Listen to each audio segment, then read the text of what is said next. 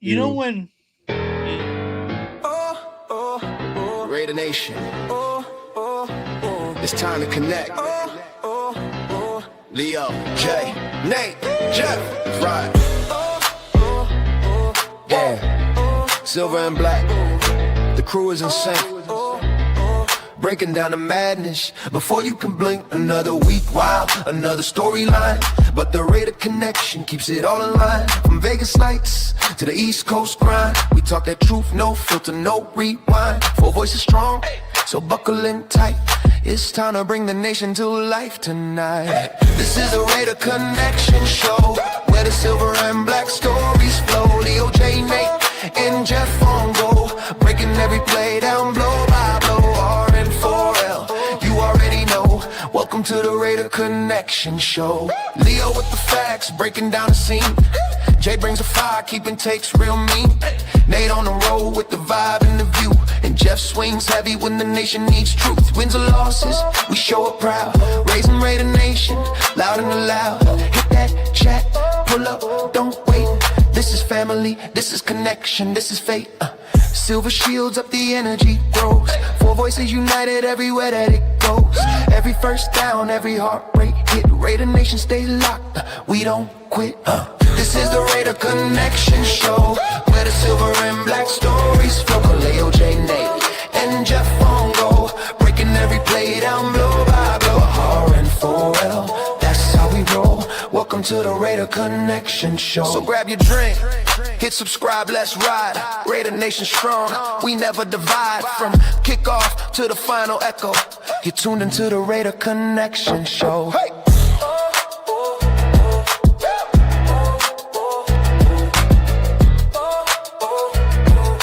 Tuned into the Raider Connection Show. What up? What up? What up? Oh, this guy. I got a little surprise for you on top of this. hold on, So, I gotta just You got to get him out of here. I don't want that kid in this panel. He's gonna come in with some hate. I got a special for you. You ready?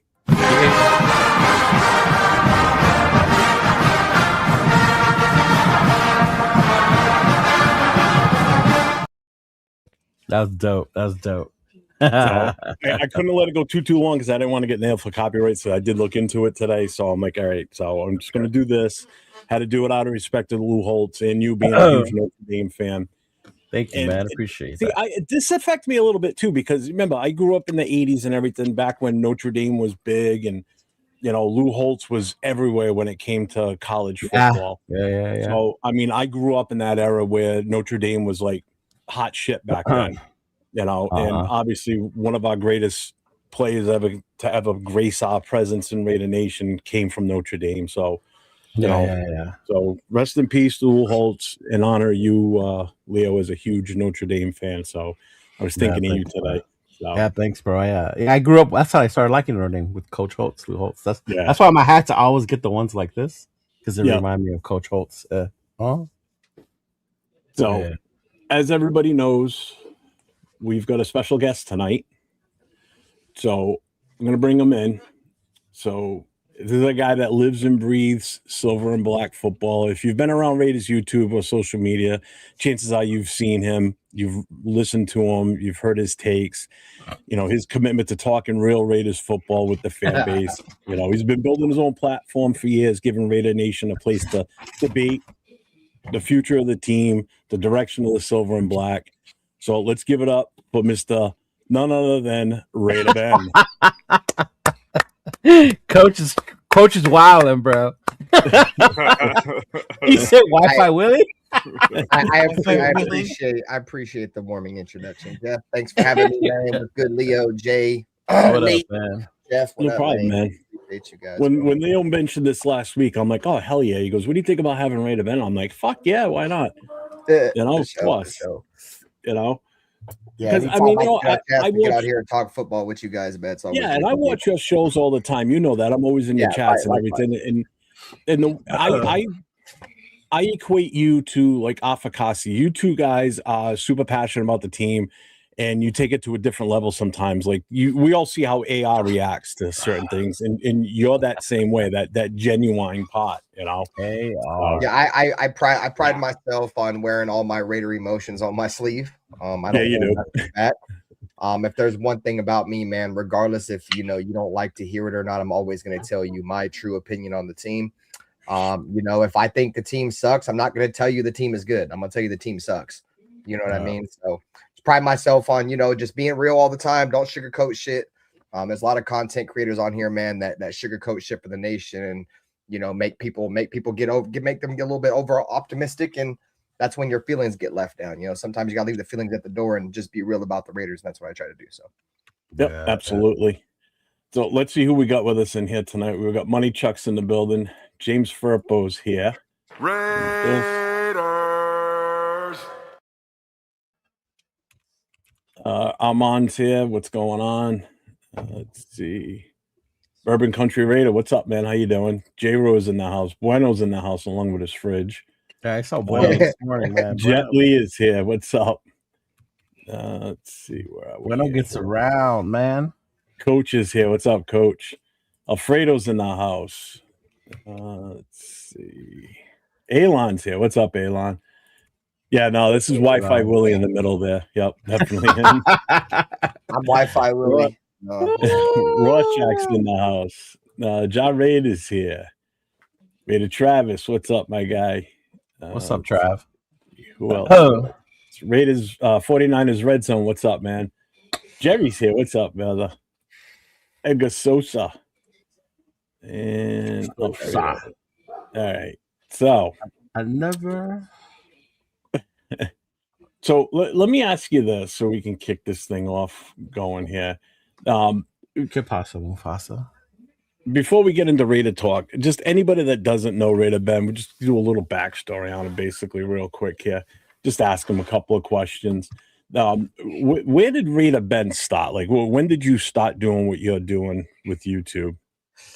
Because I know you've been at it for a while. Yeah, so I originally came to YouTube in 2015. I was about 18 years old. I was about 16 years old when I found out about, some of these content creators back in like 08, 09 or something. I started watching Raider Mikey Raider. Some of you guys may know by Raider Central. Yeah. He's like the original content creator on YouTube. I watched him. I watched some guys back there, Samoan Raider, the Black and Silver Way, Raiders _1995. Some of you guys might know him by Byron Live. A lot of these guys, man. And, I came across a community called the Trash Talking Circle, and there was a guy in that community that represented the Raiders. His name was Pistol 2130. He's a Los Angeles Raiders fan. He's from LA. And when, I heard him come on here and I heard him, be unfiltered and cussed a little bit. It was a little bit different from what I saw from all these other, Mikey Raider. They always wanted to keep it more professional. And I was like, fuck it. I can come on here and, can smoke my weed and drink some beer and talk Raider shit. I don't always have to be professional with it, man. So shout out to Pistol 2130. Show me that you can come on here on YouTube and have a good time and right. Be professional with it. You know what I mean? So yeah. So that's pretty much what made you start doing what you're doing then, right? Yeah, because growing up, bro, there was really no outlets for the Raiders. I mean, they had like the Raiders show, like it was like Comcast Sportsnet Bay Area or something before the game. But yeah, there was really no outlets. So yeah, pretty much why I came here, like 2015-ish, was because of Pistol. And for those of you that don't know, I mean, what just kind of quick, what kind of actual content do you do with your show? Like, what's your focus? I know you've kind of switched gears lately a little bit. So I am a primarily regular season based channel. So in the off season, you will see a lot of off content from me. I like to game a little bit. You feel me? So you were doing gaming for a bit, huh? Yeah. In the off season, I do a little gaming just because I can't come on here, guys. I respect the fuck out of you guys to come on here every single week and do your shit multiple shows a week. But bro, I get bored as fuck of the Raiders in the off season. They mentally drain me all during the regular season. I'm like, bro, fuck this. I need a break. You're not lying. But primarily, I'm a regular season channel, man. When the Raiders are playing, 5 days a week, I do a show. I do all the Raider play-by-plays, man. Been doing Raider play-by-plays for a while, man. They call you boy Ben Papa, man, and the great essence of Greg Papa, man. You feel me? Obviously, he's battling some shit right now with cancer, and he's with the Niners now. But just I'm primarily a regular season channel, and yeah, man, appreciate you guys for having me for sure. No problem, man. We're glad you're here. Trust me, that this is going to be a good one. And I know you do the game day stuff too, because I even when I was at the bar with the chapter, had my earbud in listening to you too. So you do actually do a really good job with that, unlike some other people, Yeah, I try to see what the difference between me and like some other content creators, bro, when it comes to play-by-play. And I've gotten good feedback and I've got negative feedback, bro. What I try to pride myself on, bro, is putting yourself at the game or watching the game, right? I break down formation by lineup all the way down. I'll be talking the entire game. I'm never quiet. So I give you lineups, formations, sets, all that shit, man. So I just try to be as descriptive. And like I said, man, it's like Greg Papa, bro. If you ever listen to Greg Papa, he would talk so good about the game where you could feel like you're there. You know what I'm saying? So I just try to pride myself on being as descriptive as I can as a play caller. So yeah, it was sad to see when the Raiders moved and then Papa stayed with the Bay. It was weird to hear another voice, man. It really was. Yeah. Yeah, well, him and Mark Davis had a fallout years ago, man, and that shit was going to happen once the whole debacle happened about, he was trying to bring back Mike Shanahan. Greg Papa was not fucking having that. And that's when the whole debacle started happening. So, yeah, man, nothing but prayers for Greg Papa, even though he's with the Niners, bro, with his cancer and shit. So I guess let's get into some football stuff then, basically some Raiders shit here. I mean, right now, we're seeing a big divide in Raider Nation right now between, the whole, being patient and, what we're going to do with the draft pick and everything. Where do you stand with all that? Like, what do you want to see this team do with that number one? Me? Yeah. I'm going to be real with y'all, bro. Like, I'm not like completely 100% sold that Mendoza is going to be the guy to turn this franchise around. Just because this team has a shit ton of holes, you feel me? Like, it don't matter who we bring in at quarterback. Any Raider fan with a brain knows this team is a long way away from being competitive right now. Oh, yeah. You know what I mean? Could we have a 1 year turnaround, say like the Patriots, say like the Redskins a couple years ago? Probably, but unlikely, bro. We're not lucky like those teams. But at the end of the day, I understand what it takes to win the National Football League. And if you don't have a quarterback, you're not going to win. This isn't the day of, the early 2000s where you can win with, the Brad Johnsons and the Trent Dilfers when you have a great defense. If you don't have somewhat of a competent quarterback, you're not going to win. The Raiders have been in quarterback purgatory since the release of Derek Carr or the trade, whatever the fuck it was. So ever since that spot, we've been needing a quarterback. I think the Raiders have, a chance to get the best quarterback in this draft. And I think the writing is on the wall when you bring in Clint Kubiak. He's a quarterback guru. He's been around multiple quarterbacks, has gotten a lot of quarterbacks to play at the highest level of their career. And, I think, like I said, I think the writing's on the wall. We're going to take Mendoza. I like Mendoza. I'm not 100% sold that he's going to turn this organization around, but I don't think any player in this draft would in 1 year. So just build it right. Get your quarterback first and foremost. I think let the chips fall as they may. So. Yeah, you're kind of on the same path or same page as three of us up here. Three? Yeah, Jay's more for getting the quarterback and moving forward. But real quick, you got a super on your channel there from Afakasi. Bent the best in the YouTube game when it comes to play-by-play. So shout out to Afakasi. What's up, AR? I'm glad AR is here. The reason I wanted to ask Ben too, and I know you introduced him real quick, but when I first started this whole thing, this YouTube thing, I didn't know any of this shit existed. So AR and Ben were one of the first two people that I actually met and talked to. We would show up in the chat, they would acknowledge us, stuff like that, man. So that's why when I saw Ben was out there again, gonna do the Raider stuff, I was like, oh shoot, let me invite him, bro. Because for real, I appreciate you and AR a bunch. Because you guys from the very get-go were very supportive of everything that we've done, I've tried to do. And then even when bringing these guys on, when they started coming out, you guys started, hey, what's up, Jeff? What's going on? Da, da, da, da, da.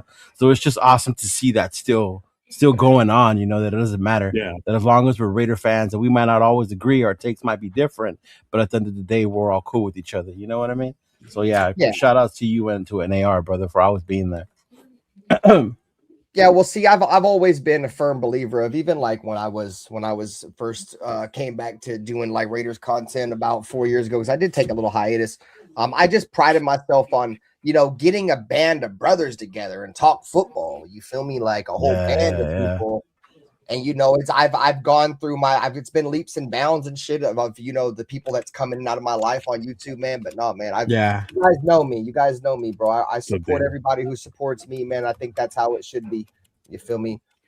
As we're all Raider YouTubers at the end of the day, you guys got to keep in mind, we don't work for the Raiders. None of us are insiders. Everything that we say on these shows is just opinion. And when everybody can have an opinion and not get their feelings hurt about another man's opinion, bro, that's what brings a lot of these shows, the greatness out of these shows. So yeah, for real. I got mine. You're what? I got the metal one. I just go to the tree. I ain't gonna lie. I got one with two claws, bro. One's longer than the other, just so you know. Like, You got the rake.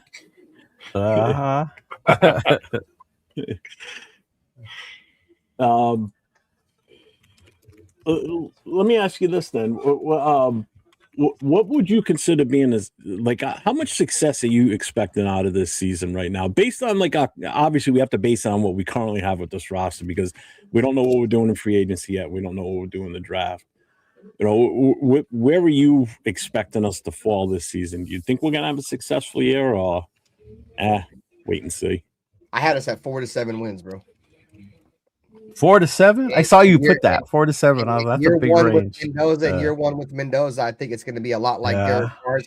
It's going to be a lot like Derek Carr's rookie year, but we might be able to sneak in a win or two more. But it's not going to be an instant turnaround. I'm expecting 4 to 7 wins, then maybe 7 to 8 year two, then maybe 9 to 9 plus in year one. It's going to be a little choppy. So brace yourself for it. Right.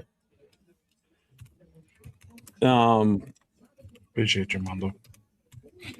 I guess this is a question for all of you. Now, Ben, did you watch? I know I watched the combine. I know Jay and I were online together Saturday and Sunday. Did Leo, Ben, or Nate? Did you guys watch any of the combine this weekend at all? I am not gonna lie. I was watching Elimination Chamber on Saturday. Yes. All right, that's one day out of 4. Did you watch any of the others? No, not really. I was working, and then 2 I watched mainly just afterwards.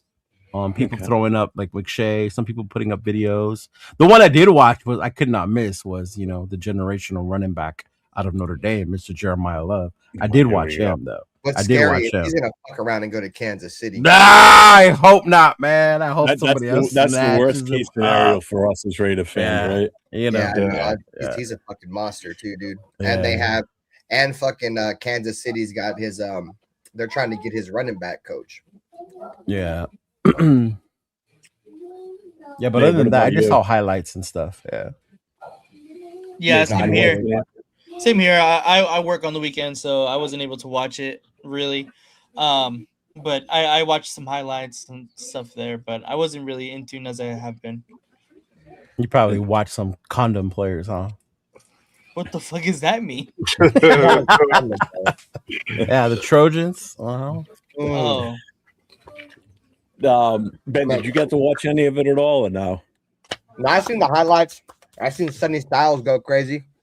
Yeah, he did have a good one. I seen that tight end. I seen that tight end break the 40 record. If Al Davis was alive, we'd have 3 tight ends and no wide receiver. Yeah, we would. Absolutely. You know what's crazy with the internet, bro? You see people on the internet like criticize everything. You know how they showed the bench pressing? So I forgot who it was, if it was a receiver or somebody, but they were like going to break the record for the most. But everybody kept saying that he was cheating during the bench press. Like, goddamn, everyone's a fucking expert on social media nowadays. I swear to God. It's ridiculous. Yeah, like there's couch GMs are a whole different dude. There's like someone there from the combine, and he's counting them. So if he's saying they count, they fucking count. I'm like, goddamn. Like, oh man, it's crazy. All right, so let's do this real quick, though. I want to get the pulse of the 4 years. We're on the clock right now. What are you doing? We'll start with you, Leo. The consensus is we're taking Mendoza. All right, but is that what you're doing? Oh, me? No, Yeah. that's not what I'm doing. No, I'm trading You're back. playing I'm trading back. I'm playing couch GM. I'm trading back, bro. The Jets, all that shit they've been putting out about telling Mendoza to get arrested and all that shit tells me how much they want him. So I'm gonna fleece the Jets. Yeah, I'm gonna fleece the Jets. Telling the quarterback to get arrested is crazy. It's crazy, dude. They're like, "Hey, get arrested so you drop." Motherfuckers talk about they don't want him to go to us because he'll die, bro. No quarterback ever go to New York and ever succeed. The fuck they talking about? Yeah, exactly. They ain't had a fucking quarterback since Joe They get Namath. good till they leave them. And even he wasn't that good, bro. That's When what you I'm look saying. at his fucking stats, yeah. What y'all talking about? They Yeah, ain't had a but I mean- quarterback like Derek If you're Carr on- ever. It's Joe Namath. We've already had one of those. Then you're on the clock as the Raiders. What are you doing with that first pick? I'm taking Mendoza. I'm just gonna go ahead and just take that card in and build my team on out, bro. I'm done with that. I'm done. I'm not gonna keep kicking the can down the road. I'm fucking over it. Yeah, that Jay? guy's been kicked a lot. You already know, bro. Yeah, I do. But I'm You asking already anyway. know. You already know. I'm taking Mendoza, bro. Taking Mendoza. I already know what Nate's gonna say too, but I'm gonna ask him anyway. I want to hear your guess of what I'm gonna say. Oh, gee, Oh, you're maybe gonna it's a take big change. Reese. At number Oh, one, you're not even trading right. it. No, I'm definitely gonna trade back. Oh, okay. But I can agree to the point that it's been a position that we haven't had since Derek Carr, so I understand sure. why everybody Yeah. wants to Yeah. fill the position, and I get it. It's just I just don't think Mendoza's the guy to do it.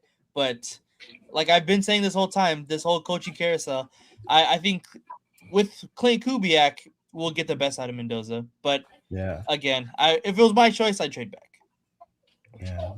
I So would you trade back I honestly just don't feel like the Raiders are going to be in position next year to be in contention for one of them top quarterbacks. Agreed. You know what I mean?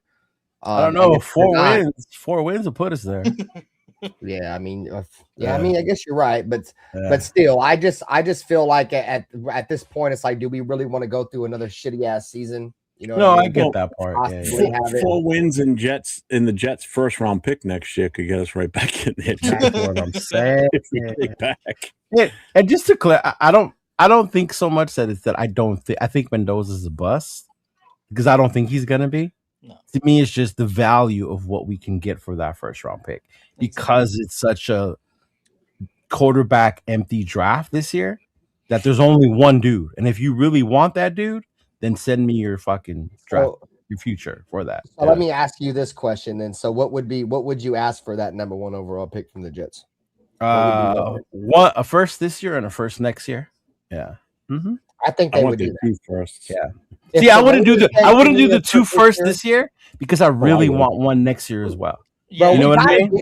We gotta Yeah. get Well, you 3, could bro. get The the winner Niners, next year. gave up 3 to get bum They get ass 3 to Trey get. Lance. Yeah. I mean, We they could get traded 3 back out of that. further, but still, Yeah. Trey Lance a bum.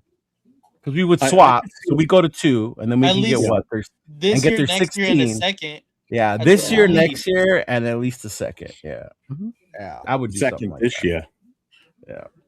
You just want to do everything this year. No, I want the second pick. He does. Because the 25 defense picks, bro. 25 picks. No, because there's such good defensive players in this draft too, and that still would give us a shot to actually get an offensive lineman too out of this. You know, Like I said. there's so much that we could do, even with 2 additional picks, 1 more in the first and then 1 in the second this year. That's huge, you know. But we're We gonna can get get into another- that in a little Yeah, bit. but so's having that extra one next year as well. yeah, what's up, Raider? Because then you do If it you get- gradually. love. Yeah. You can get your guy. You can get your first next year. You just have to probably give up that second. Yeah. That's that little bargaining chip. It depends. You never know. They might be desperate enough to give you that 2 firsts and the first next year and a second. So I know Ben walked away for a minute, but based on what you've guys seen for takes on on YouTube or whatever, outside of the first round, what's the next best prospect you guys are looking to target, like from the second round up? Like, who's the one that you want to see us try and grab out of this draft? So round 2. Earlier we did one with Joe and Samoa. We ended up getting, what was it? It was a defensive tackle, I think, in the second round. No. We traded back our second round to add a 2 and a third, and ended up with I think it was still a defensive player. I think if we go Mendoza 1, right? Or what if you go offense 1, then in the second round, I think there's so much we have to address on the defense as well. So we can get one of those top corners, linebackers. Jesus Christ, do we need linebackers, right? Although we're picking, a lot of people think it's too high to get Jacob Rodriguez because we're at what, 36? Yeah, 36. So a lot of people think it's 36 to get Jacob Rodriguez. So yeah, because even when we did the trade back, he was still down there. So, but yeah, I think you got to do the defense as well, dude. The linebacker. Remember, we're switching to a 3-4, bro. We're switching to a 3-4, so we're gonna need that defensive line. Yeah. Mm-hmm. So Ben, what would you be looking to target from our second round up? Like, name one player that you want to see us try and grab that could have an impact. Rams the most dominant nose tackle available. Yeah, that's where I'm at too. I've been wanting an interior defensive lineman since the day that we drafted bum ass Tyree Wilson over Jalen Carter. Actually, before that, I've been wanting an interior defensive lineman. That's the time we had a generational one sitting right in front of us. And we chose to take bum ass Tyree Wilson. If anybody has known my channel, you can go back and watch my reaction of us taking bum ass Tyree Wilson over Jalen Carter. I almost cried because I knew the Raiders would do something stupid. And not even Jalen Carter, because I know the backstory behind it. But we took him over Christian Gonzalez, who was just in the Super Bowl. Oh my god! He played out of his mind. He played out of his mind in the Super Bowl, bro. We especially like to go back on what Leo was saying, bro. We're going to a 3-4, bro. We need a big ass man to play the middle of that defense. I'm not no college guru. I don't claim to know college, so I'm not gonna sit here and say who we should take. But we need to get the biggest, fattest, strongest motherfucker in the middle of that defense in the second round. If not that, then probably a corner, because I think our secondary is weak as fuck, bro. It is. It's just because how predicated a 3-4 is around that interior defensive lineman, bro. That nose tackle, I think that's like probably up there with priority for sure. Yeah. I don't disagree. Jay, what are you looking at? I would get probably somebody that Leo would not be keen on getting. Another Jack Besh. No, I didn't say, because you could still get him, but I think at 36, the value, you could probably do what we did last year and trade down and still get him. I wouldn't go too far down, but I would get Jacob Rodriguez, but I wouldn't go too far. He had a phenomenal combine, and that performance and so is going to boost up his stock. So he's probably going to go in a high second to mid second. I think they had like over a month ago they had him around a 4th round pick. So he jumped up like 2 rounds, which is fucking insane. He's still like in the early 3rd, late 2nd. Yeah. Yeah, they probably haven't updated, but I see that dude going high second to mid second. I would get him. There's a couple guys that you can get in the 3rd round. A nose tackle. Dominic Orange, I like that guy. Big dude. If you're looking for that big nose tackle, step up the run, that'd be a good guy to get afterwards. And Nate, what are you looking at? You like Jacob? Nate, what are you looking at? I mean, I've been saying in the second round I want Lane, but I definitely want to lean towards defense because it's so thin, essentially at every position at this point. So I would love Jacob Rodriguez. I would have no problem with that. But I've been saying for a while that I do want Lane. I just think it's going to be too offensive to go quarterback, then wide receiver 1 and 2, especially with so many holes. And we don't really know what free agency is going to bring with us. But yeah, I've been saying Lane, so I could go with Lane or Rodriguez. I like both of those guys. Yeah, I like the take on taking a nose tackle. That's my push, because, and I've seen people in the chat saying, well, we've got Pegues and we've got Hemingway. Butler. We've got I want someone that's got experience playing at the nose tackle, whether it be a free agent or if it's if we don't get one in free agency, then we go for one in the draft. That is a proven nose tackle that can plug those running holes up There's a big. Go ahead. Yeah, and be that guy.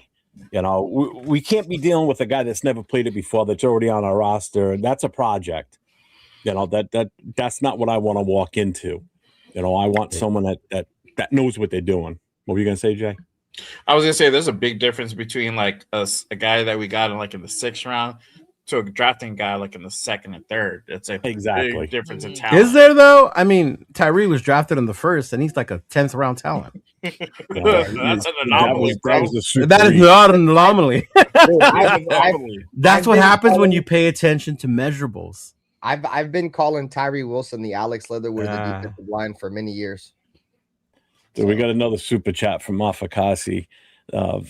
There's a question time for the panel. What year was the last time we traded down draft capital during the draft in the 1st round, and what did we get in return? I couldn't even tell you off the top of my head. I know. We traded. I think it was like 2010 is when we traded down. We traded with Miami. We traded down for DJ when we took DJ Hayden, and they trade up and took Deion Jordan. That's the last time I remember us trading back in the 1st round. I think it was 2010. He didn't work out for them either, huh? Deion Jordan. He ended up playing for the Raiders anyways. Apicasi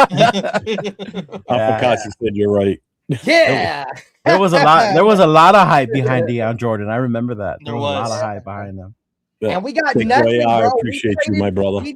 We traded from like the top 6 picks or some shit. I forget what pick it was, but we traded down hella spots, and all we got was a 2nd round pick out that shit.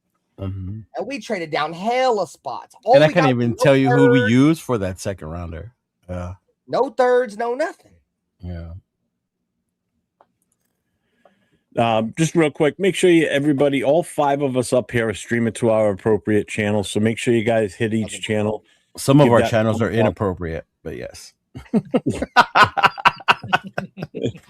Make sure you guys go around, hit those thumbs up on every channel. If you're not subbed to any of the channels, make sure you sub to all of them, especially our guy at the end there, LV Raider 10, getting his numbers up. So make sure you guys get your asses over to LV Raider 10 on YouTube and show him some love. Even watch the show from his channel too. Yeah, look, he even raised his chair for y'all, so y'all would leave him alone. Yeah. He's on the screen. I saw him put the tire under there. Did you program the Nightbot to say I am him? That's my Nightbot. That's yours. That's bad. I'm him. That's bad. I thought it was Jeff's. That's why I was like, yeah. Bro, I don't even think Jeff knows what that means, bro. That's why I was asking him. That's why I was asking. He said, I don't even know if Jeff knows what that means. Yeah. I always get shit. Always. It still sucks about being the old guy on the fucking panel. I'm always getting fucked around with. Mm-hmm.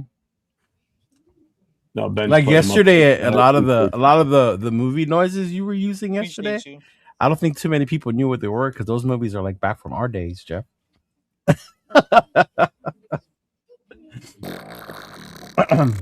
No, not that one. No. Is that a whoopee cushion that I just heard? Yeah. You found it. So yeah. Wait a minute. I gotta add something. I forgot. I posted everybody's link to everybody's channel in my chat. Thanks, man. I appreciate it. No Googling or chat spoilers. Oh, okay. Hey, bro, I'm like a fucking 5-time Wheel of Fortune champion. I don't need to Google shit off of You were the only one I lost to. I'm the only one a lot of motherfuckers lost to. Yeah, you're the only one I lost to. Defending undisputed 5-time champion. He said pronouncing his pronouns. Bro, Captain Jack came on my show, bro. He was so fucking mad that he lost, bro. He was on that bitch mad. Oh, I saw that. I saw that one, dude. I was laughing so hard how hard he was complaining. He swore he got robbed, but no, he got his ass handed to him in trivia. Dude, there's been a couple. Dude, Nutty Raider Nate fucking would almost lost to Nutty Raider Nate. I beat him by 1.2 on that motherfucker. Dog. Yeah. If he wouldn't, I swear to God, if Osfakasi would have named one more old ass offensive lineman, I'd have lost. Yeah. He was killing me on the O lineman, bro. Then he named him. He put up Matt Giordano, and nobody knew who the fuck that was. I'm like, y'all don't remember Matt Giordano? You don't remember Matt Giordano? He was ass, but he was one of the only white players to ever play in our secondary ever. How do you forget him? Yeah, I remember Giordano. So, let me ask this question because this is going to kind of open it up, I think, right here. How important is Maxx Crosby to the identity of his team? Oh, here we go. Oh, don't get me started. I guess this was the subject we're giving shit on, right? We're going to go down the line in order. We'll start with Leo first. How important is what? How important is Maxx Crosby to the identity of this team going forward? I'm going to tell you this right now. Going forward, it's not what it used to be because you are not going to be getting Fernando Mendoza. And quarterbacks run this fucking league. They are going to put this dude in front of everything. Everything. He's going to be the face of this fucking franchise with Ashton, with Bowers, shit like that. So, yeah. Going forward, not what it used to be. He's held us, those who have stuck around, right? He's been like our ray of shining light in all this darkness. But moving forward, the face of the franchise is going to be Fernando Mendoza. Yeah. Well, I'm with Leo. I'm with Leo, bro. I mean, the city of Las Vegas, bro, has been asking for a face since we moved to Las Vegas. Yeah. You know what I'm saying? All due respect to Maxx Crosby, you know, this is a quarterback-driven league.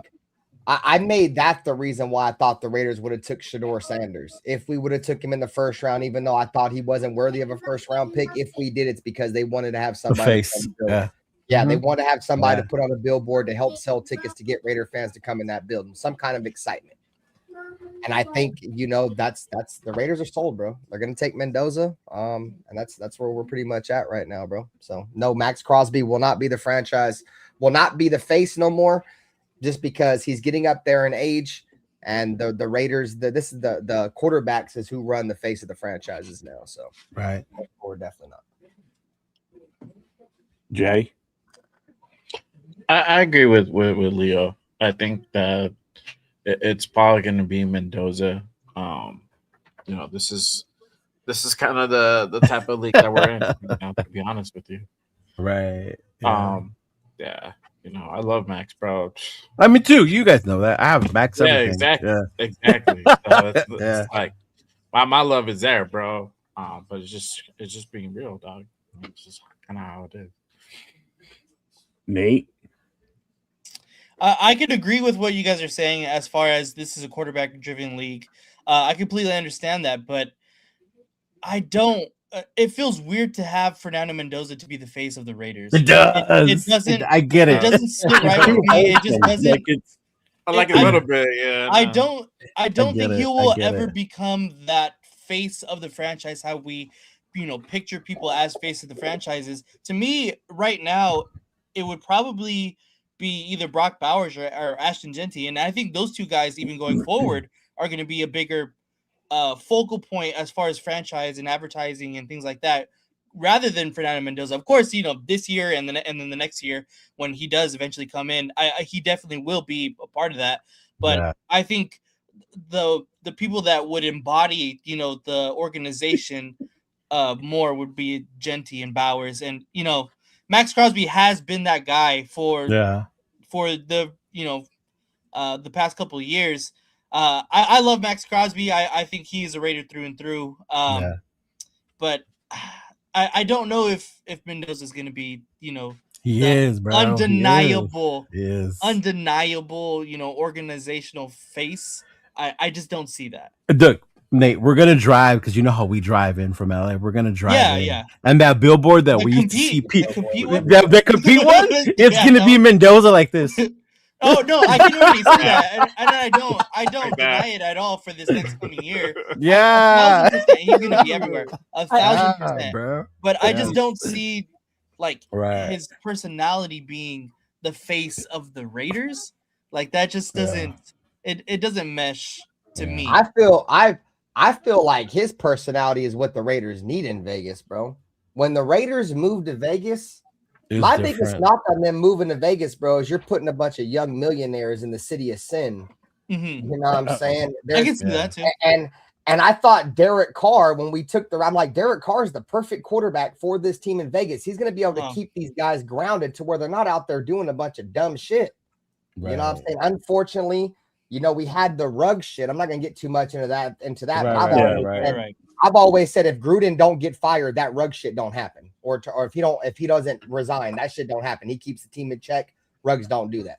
But the point I'm trying to get at, bro, is I think they need and I'm not even trying to make this about religion or none of that shit, bro. I get what you're saying. Like a Christian, humble, super down that kind of guy to lead this organization, bro. Especially when you're drafting young millionaires to a city like that, bro. We need the 40-year-old virgin to lead the team. We don't need the Shadoras. We don't need the Kyler Murrays. We don't need the Lamars.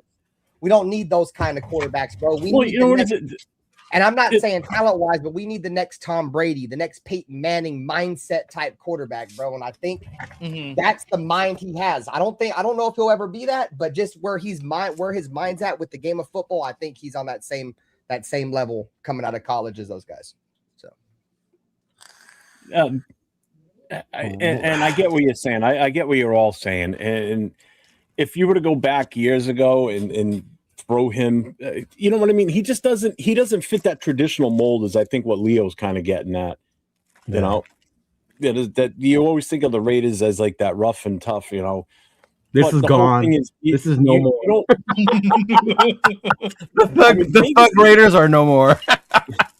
The Raiders are, I mean, Vegas is already a distraction on its own, you know, and now you add these players into it in some cases. And like Ben just said, it's like, you know, this, I mean, it could be a good thing, you know. I mean, right now, Leo's already said it. How much Tom Brady's face is everywhere in Vegas, you know, that should hopefully be replaced with, you know. I did a little experiment, bro, this offseason. And because you guys know I sell merch. My highest person has always been Maxx Crosby, always. So recently I did a release of the Mendoza and the Maxx Crosby shirts. When I tell you how many more Mendoza shirts I sold, and he's not even a fucking Raider yet, that just tells you how much people wanted him and are ready to just cheer him the fuck on, bro.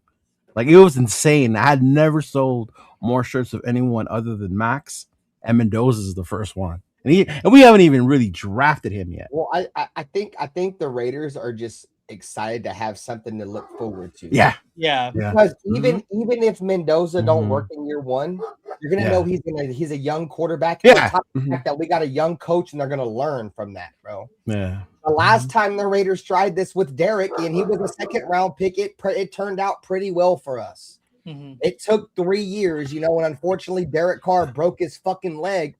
But by year 3, we were one of the top teams in the AFC, and probably the only team that thought the NFL thought could compete with Tom Brady in the AFC Championship.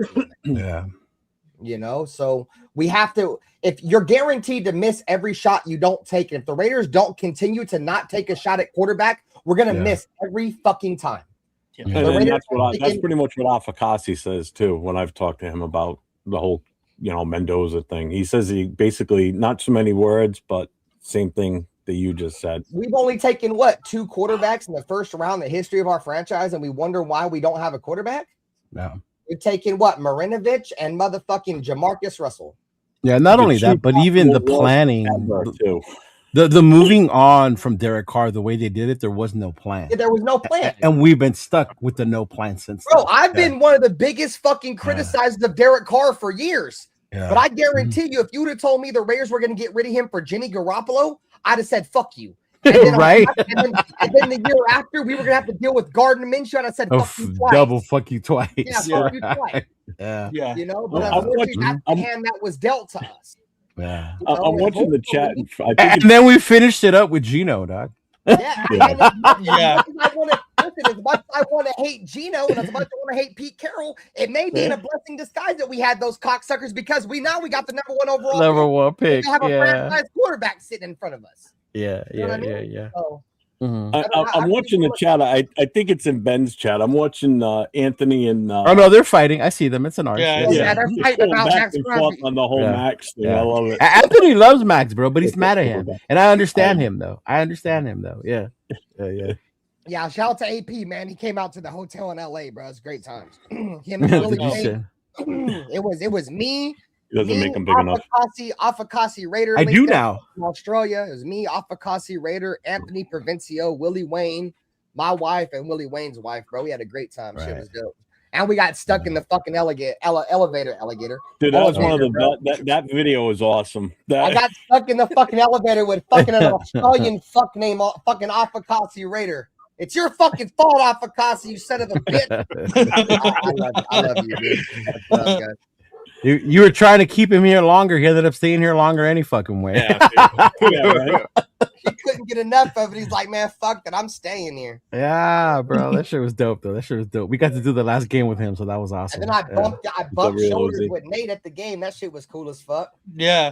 Super random. I was like, what the fuck? Yeah, I was going to my seat. Nate was like, Raider Ben. I'm like, oh, what's up, bro? Oh, he was up there with you, Nate? Yep. Oh, shit. I didn't know that. Yeah. Just trying to get through the chat here. What's up, Money Chuck? A lot of people. Thank you, everybody, for being here tonight, rocking with everybody. We appreciate y'all tuning in. We got 87 solid right now, rocking in here. I'm not missing out on quarterback, though. You can trade back and get first-round picks for next year. Obviously, they're not going to turn around. Going to turn around overnight. You should have good picks next year. Well, on that note, with the picks, here comes. Is this what you have prepared for us today? No. But what up, Frank?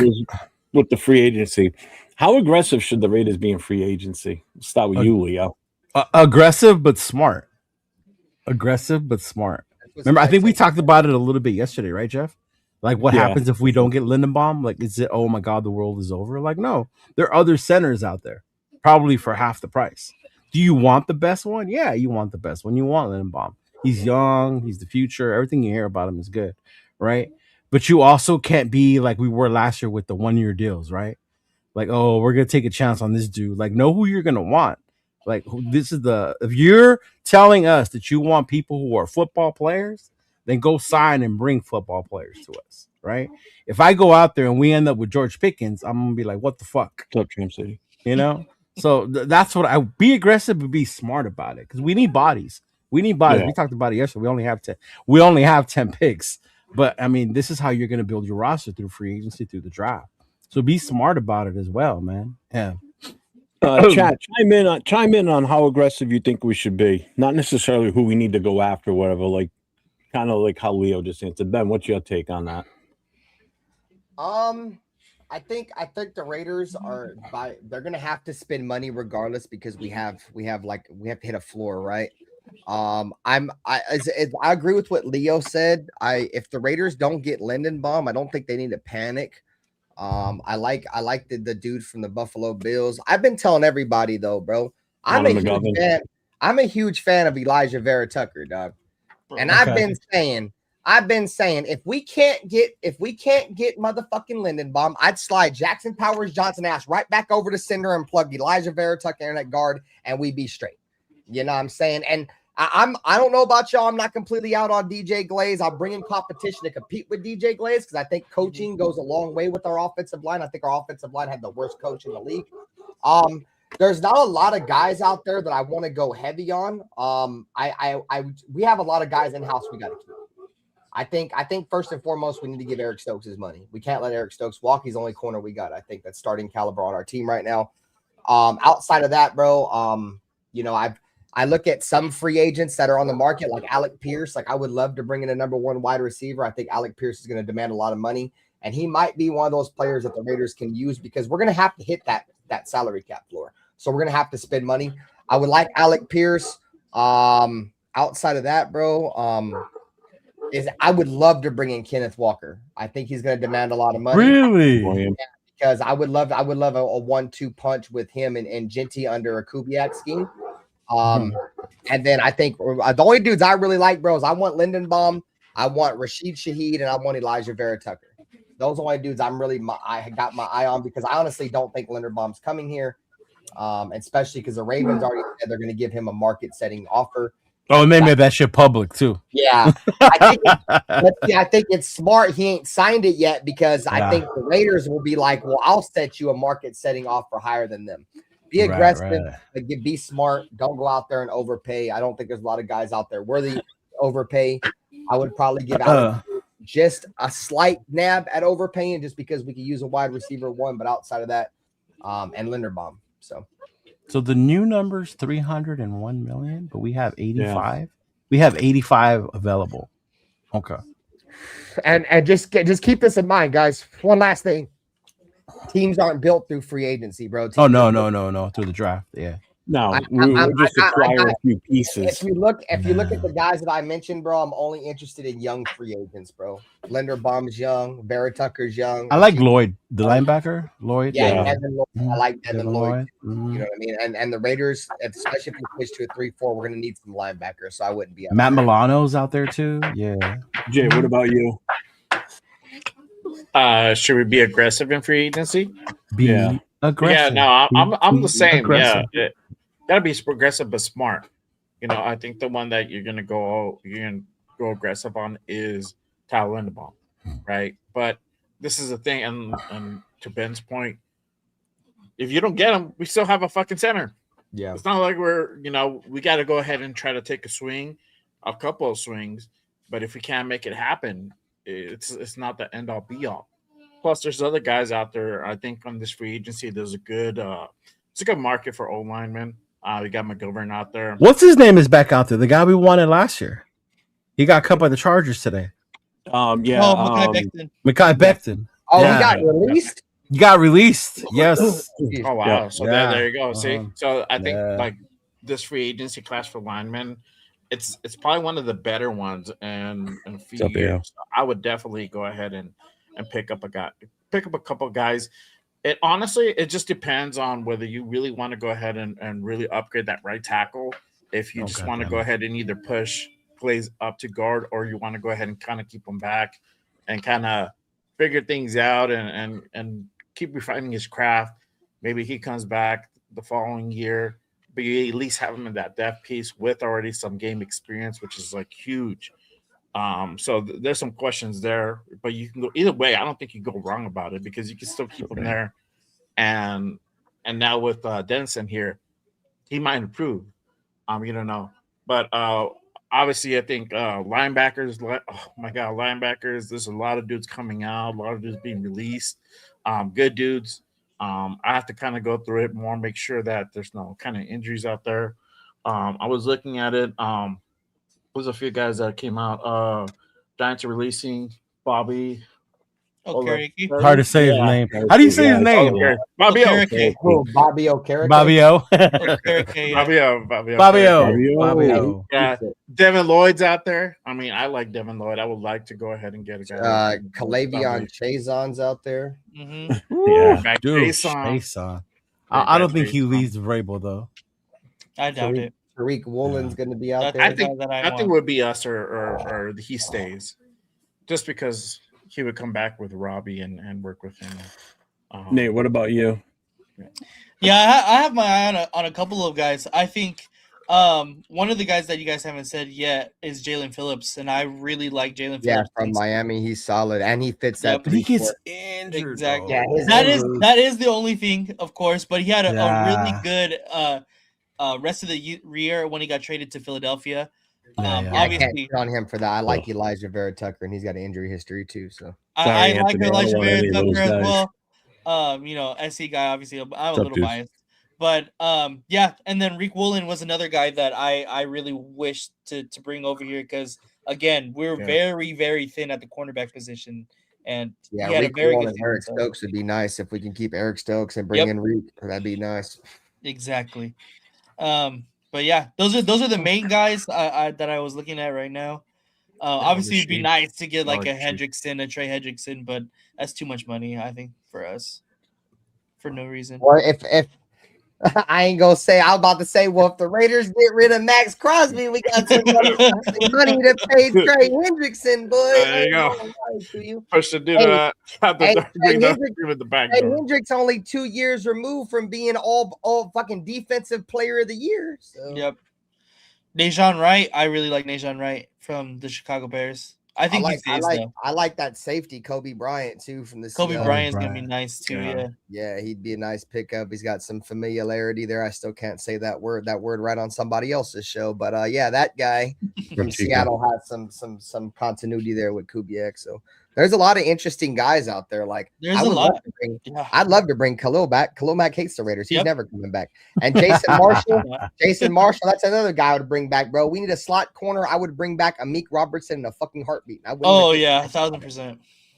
I know a lot of people don't like Amik, bro, but I guarantee you probably can't even name 3 other players that the Raiders have had since Amik Robertson, or even before Amik Robertson, that created as many turnovers as Amik did. I like the Amik. And he would get burnt, but that motherfucker used to come up with turnovers like it was fucking candy, bro. He'd always come up with turnovers. He's the one that intercepted Jordan Love when we beat the Packers.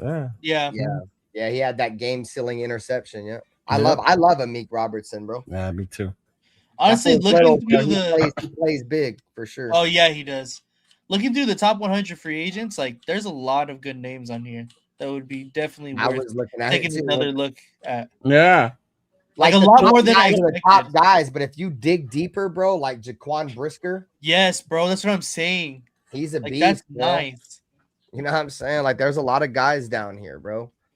Let me kind of break I wouldn't even be completely out on Bradley Chubb. Like if Bradley Chubb was willing to kick the tires and come rubbing in Denver's face, come on over, Bradley Chubb. We need pass rushers that can play 3-4, and Bradley Chubb has experience playing in 3-4. So, like Kobe Durant, I think Kobe Durant would be nice. Yeah, he's a beast. Let me break off from this a bit here. Right. Sticking still with the free agent stuff. How much of an impact? Now we thought one way last year with Pete, but how much of an impact would this coaching staff that was assembled weigh to get some of these free agents in that we might normally not have had a shot at getting? Like how much of a factor do you think that weighs in on this? I think it changes the pool of the players you get. Because you think about last year, it was like Pete's boys, right? Well, this dude works with Pete Carroll before, or he knows Pete Carroll from this. Now you got Kubiak. So Kubiak's web, how far does it extend, right? Is it from people he knows through his dad, from the Seahawks, from his time with the Saints, from all the teams he's been at? So I think it does kind of like open up a little bit more as far as like who he would be able to connect and bring that wants to play with him, as well as the coaches that he signed on too. Yeah. What do you think, Ben? I don't know, bro. I think familiarity goes a long way with a lot of these players, bro. That's a reason why I feel like we're probably gonna end up getting some players that have some ties through some of this coaching staff before. Like Greg Azani, or who the wide receiver coach. I feel like that tie right there might get what's his face to come to us Pickens. I don't think that the Cowboys would be smart to let him walk after trading for him, but if he does. But at the end of the day, what point I'm trying to make is like, especially with like Rashid Shaheed, bro, a lot of these guys having continuity elsewhere is definitely going to help the Raiders get some guys in the building for sure. Mm-hmm. Jay? Yeah, I'm on the same wavelength, bro. It does. The continuity, it plays a factor, bro. And Nate? Yeah, I'm going to agree. I think just the continuity of everybody gives us immediate, validation and priority for especially Seattle guys. And I think bringing in a majority of the Seattle guys would be a very nice addition. So yeah, I mean, it's never a bad idea bringing in players and coaches from a Super Bowl winning team, no doubt. Right, yeah. Exactly. Yeah. Just don't get carried away. Just don't get carried away like L. Davis used to in signing the Super Bowl MVP. Yeah. There's levels to this shit. No doubt. My feeling on that is I think the coaching staff has a lot to do with it. I don't necessarily agree with Lecker, though. He says they're not expecting anything from Kubiak, just got to get youth moving, going, develop the rookies through mistakes. I think a lot of people are expecting things from Kubiak. I mean, I can't sit here and say I'm not expecting anything from him. I mean, you have to expect something from him or he's not doing his job. Right. You know, if he just comes in and he's just a lame duck coach, which he ain't a lame duck coach. You know, he's shown that he's got, you know, good experience behind him. He just won the Super Bowl. You know? Yeah, I think a lot of people get caught up in how quiet he is, his demeanor. But from what I've heard is when you talk football to him, that's when you see him like get intense and all that shit comes out. But when you talk about all the other bullshit, he's just like, yeah. But when you talk football to him, it's different. Yeah. If you look at the coaches that we've had, you know, come in and out of the building over the last few years, man, not too many of them have the pedigree that Kubiak has. Right. From the background that he comes from, you know, his father says football. His father's all football Super Bowl winner. Yeah, just the family alone. Yeah, that's what I'm saying. On top of the fact that he's coached under, you know, a lot of great minds. You know what I mean? Shanahan, McDonald, to name a few, bro. A lot of them, bro. You know what I'm saying? And on top of that, he got his offensive line coach that has won Super Bowls under his father and just won a Super Bowl underneath him. You know, so, you know, there's a pedigree. There's a pedigree of you know, success with Kubiak, and you can't say the same for, you know, say Antonio Pierce or Josh McDaniels as a head coach.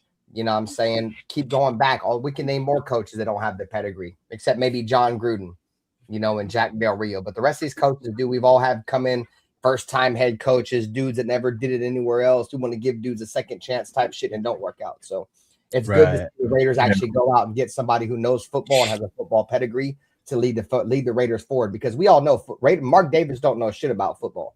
So he needs to get the greatest football minds in that building as possible. He started with Tom. You know, he's got Spytek. I really like Spytek. And now he's got, you know, Kubiak. So I think the Raiders are in I said this last year. I said we were in a good direction last year, but, you know, I really think for sure we're in a good direction now. It's just not going to be overnight because they're all young. Yeah. Well, I think the other thing, too, is don't expect what you saw with Pete Carroll in practices and everything out there rolling around on the ground, wrestling with these. You ain't going to get that from Kubiak. You're definitely not going to get that from Dennison, the offensive line coach. He's going to be a grab you by the face mask, yell at you, and tell you to do what you're supposed to do type of guy, which is what this offensive line needs. You know? So this is a totally different vibe with this coaching staff versus what we had last year. You're seeing the youth movement with the Raiders, bro, and we haven't had that in a while. You know, we've had a lot of experienced coaches that have been lame ducks. You know what I mean? And now you're seeing that the Raiders are getting with the vibe of the new league, and the new vibe of the league is getting a young coach, whether it be offensive or defensive. A lot of teams want to go offensive. That's what the Raiders did. You get yourself a young quarterback on a cheap contract, and you build a superstar team around that young quarterback, and you make that quarterback's job easy. That's the way to win. The last time we did this with Derek, and I feel like Derek fell in our fucking lap in the second round. He was the best quarterback in that draft. You know what I mean? So, you know, the Raiders are trying to do that again. Hopefully, I said the way to rebuild this Raiders team is the way the Raiders did it with Reggie McKenzie back in 2014. Spend all your fucking money in free agency on the offensive line, build a fucking offensive line, draft a quarterback, put him behind it. And let the rest of the pieces fall how they may. Hang on 1 second. Kipasa Mufasa. I'm waiting for something to load up here. Leo, get off the phone, Don. He's trying to use the internet. Got you, dog. She's asleep. Check out the. She's asleep, dude. She's out. I gotta bring up the right one. Okay.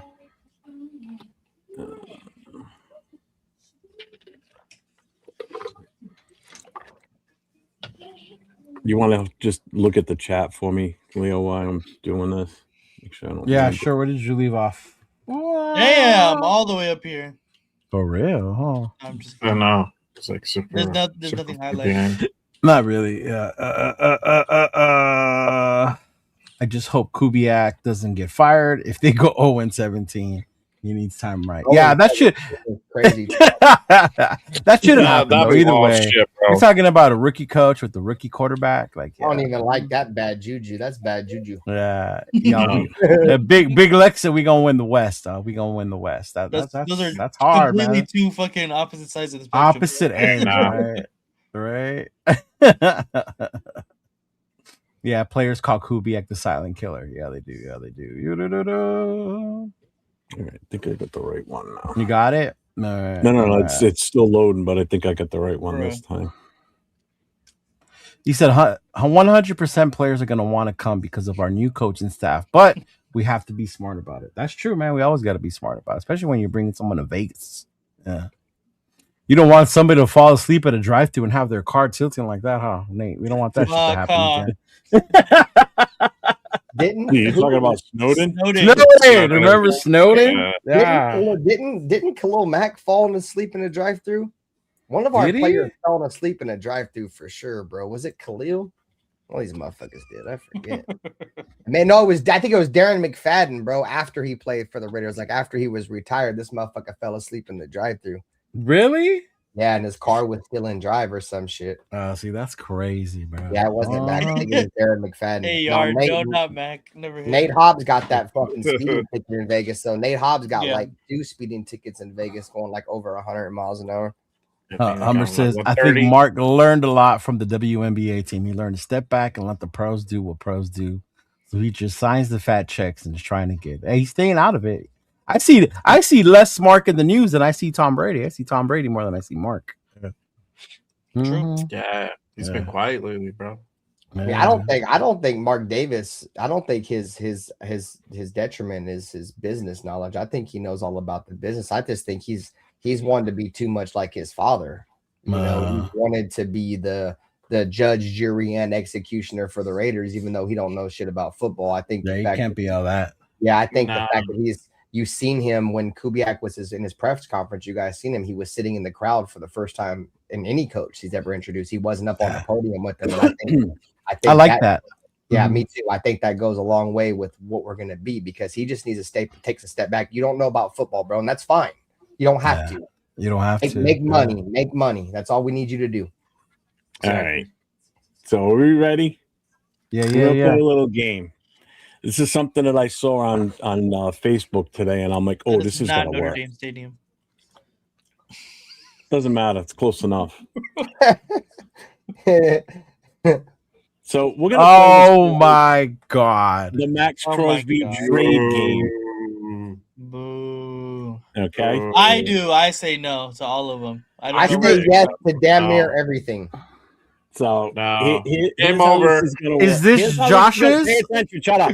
Is it Josh's or is it Joe's? Because they had different proposals. Huh? Was this from Josh's or is this from Joe's? This is from JetGPT. Don't worry about it. Come on. Sit tight, zip the lip, and listen. All right. Okay. So it's the Maxx Crosby trade game. All right. So these are your options. The Raiders say no, do the deal, or we need more picks. Okay. So wouldn't that be the same as saying no? I think no is just outright like no, we don't. Yeah. Okay. Jesus Christ, it's gonna be so fucking technical. I'm just saying. If I'm saying I need more picks, that means I'm telling you no. But okay. All right, great. So I'm going to present the trade scenarios. You're going to see them on the screen here, and again, those are the options. So here comes number one. Okay. Let me pay attention. So Chicago Bears. No, I saw this. We receive Rome Odunze. Odunze. I didn't make these up. Okay. I know you didn't. So we receive Rome Odunze. We get the 2026 first round and second round, and the Bears get Maxx Crosby. What number is their pick this year? Like 28 or something. Yeah, I was gonna say 28. Oh, so we wouldn't be able to get more. But keep in mind, hold on. We still get to keep our first round pick. So I know that. We have ours. Let you told us to be quiet. Let me think about it. We're thinking out loud, bro. I don't do it. About this shit. To every contestant, do it. Odunze is a beast, bro. Odunze is a fucking dog. That alone to me is crazy. I don't think he they're not gonna offer him. The offer is DJ Moore. That's what I'm saying. That's why this makes this more I'm not saying enticing. yes to DJ Moore. I'll say yes to Odunze. Yeah.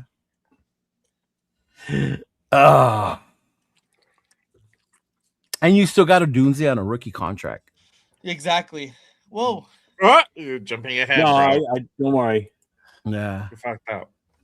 So what are you guys doing? So the chat's kind of mixed. You got saying yes, some saying. Well, I would say yes to this one because you get a Deal. Dunze, you get an extra first rounder, No. right? And then you get another second rounder. And Romo Dunze was a fucking pretty. He was a fucking he was high. bro. Yes. Like He was like upper 13? second half of the first round. Yeah. Yeah, upper second It half. was like top 15 pick, bro. Yeah. That means Right. you're getting a top 15 pick, the 28th pick, and you're going to get a prime second round pick. So Yeah. Actually, there's quite a few in here. Say I knew Coach was going to say yes. So Coach is going to say yes if we said a bag of fucking Twizzlers, because I know he wants to trade Max so bad. Damn, not even Red Vines. He'll go for the off-brand, the Twizzlers. Fuck. hey man, stop disrespecting Twizzlers like that, man. I fuck with Twizzlers, dog. Yeah, really. No here's- Twizzler slander on this show, Coach. my friend. This is about the Raiders. So this is where it gets interesting. I did this after And the Rome fact. was 9th overall. Okay. Damn. So Damn. this is the offer, okay? And this is what I did with those picks. So I did an actual mock draft. Oh, here we go. No. Hear me out. Okay. You're not gonna hate it. I guarantee you're not gonna hate it. I don't know. You So can't here- guarantee that. You can't Here's guarantee the that. trade. Here's the draft picks made after the trade. So in every I hate it. aspect, I still take Mendoza first. Okay. But this is what I did with those extra picks. So this is the one from the Bears. All right. So I'm taking Mendoza, take Caleb Banks with the Bears pick. I still take Rodriguez at number 36. Then I take Anthony Hill at number 57, which is the other Bears pick. And then with our original 67, I only did the first 3 rounds. I didn't do a full draft. I take the center from Kansas State, that kid Hedge. I liked him Yeah, a lot.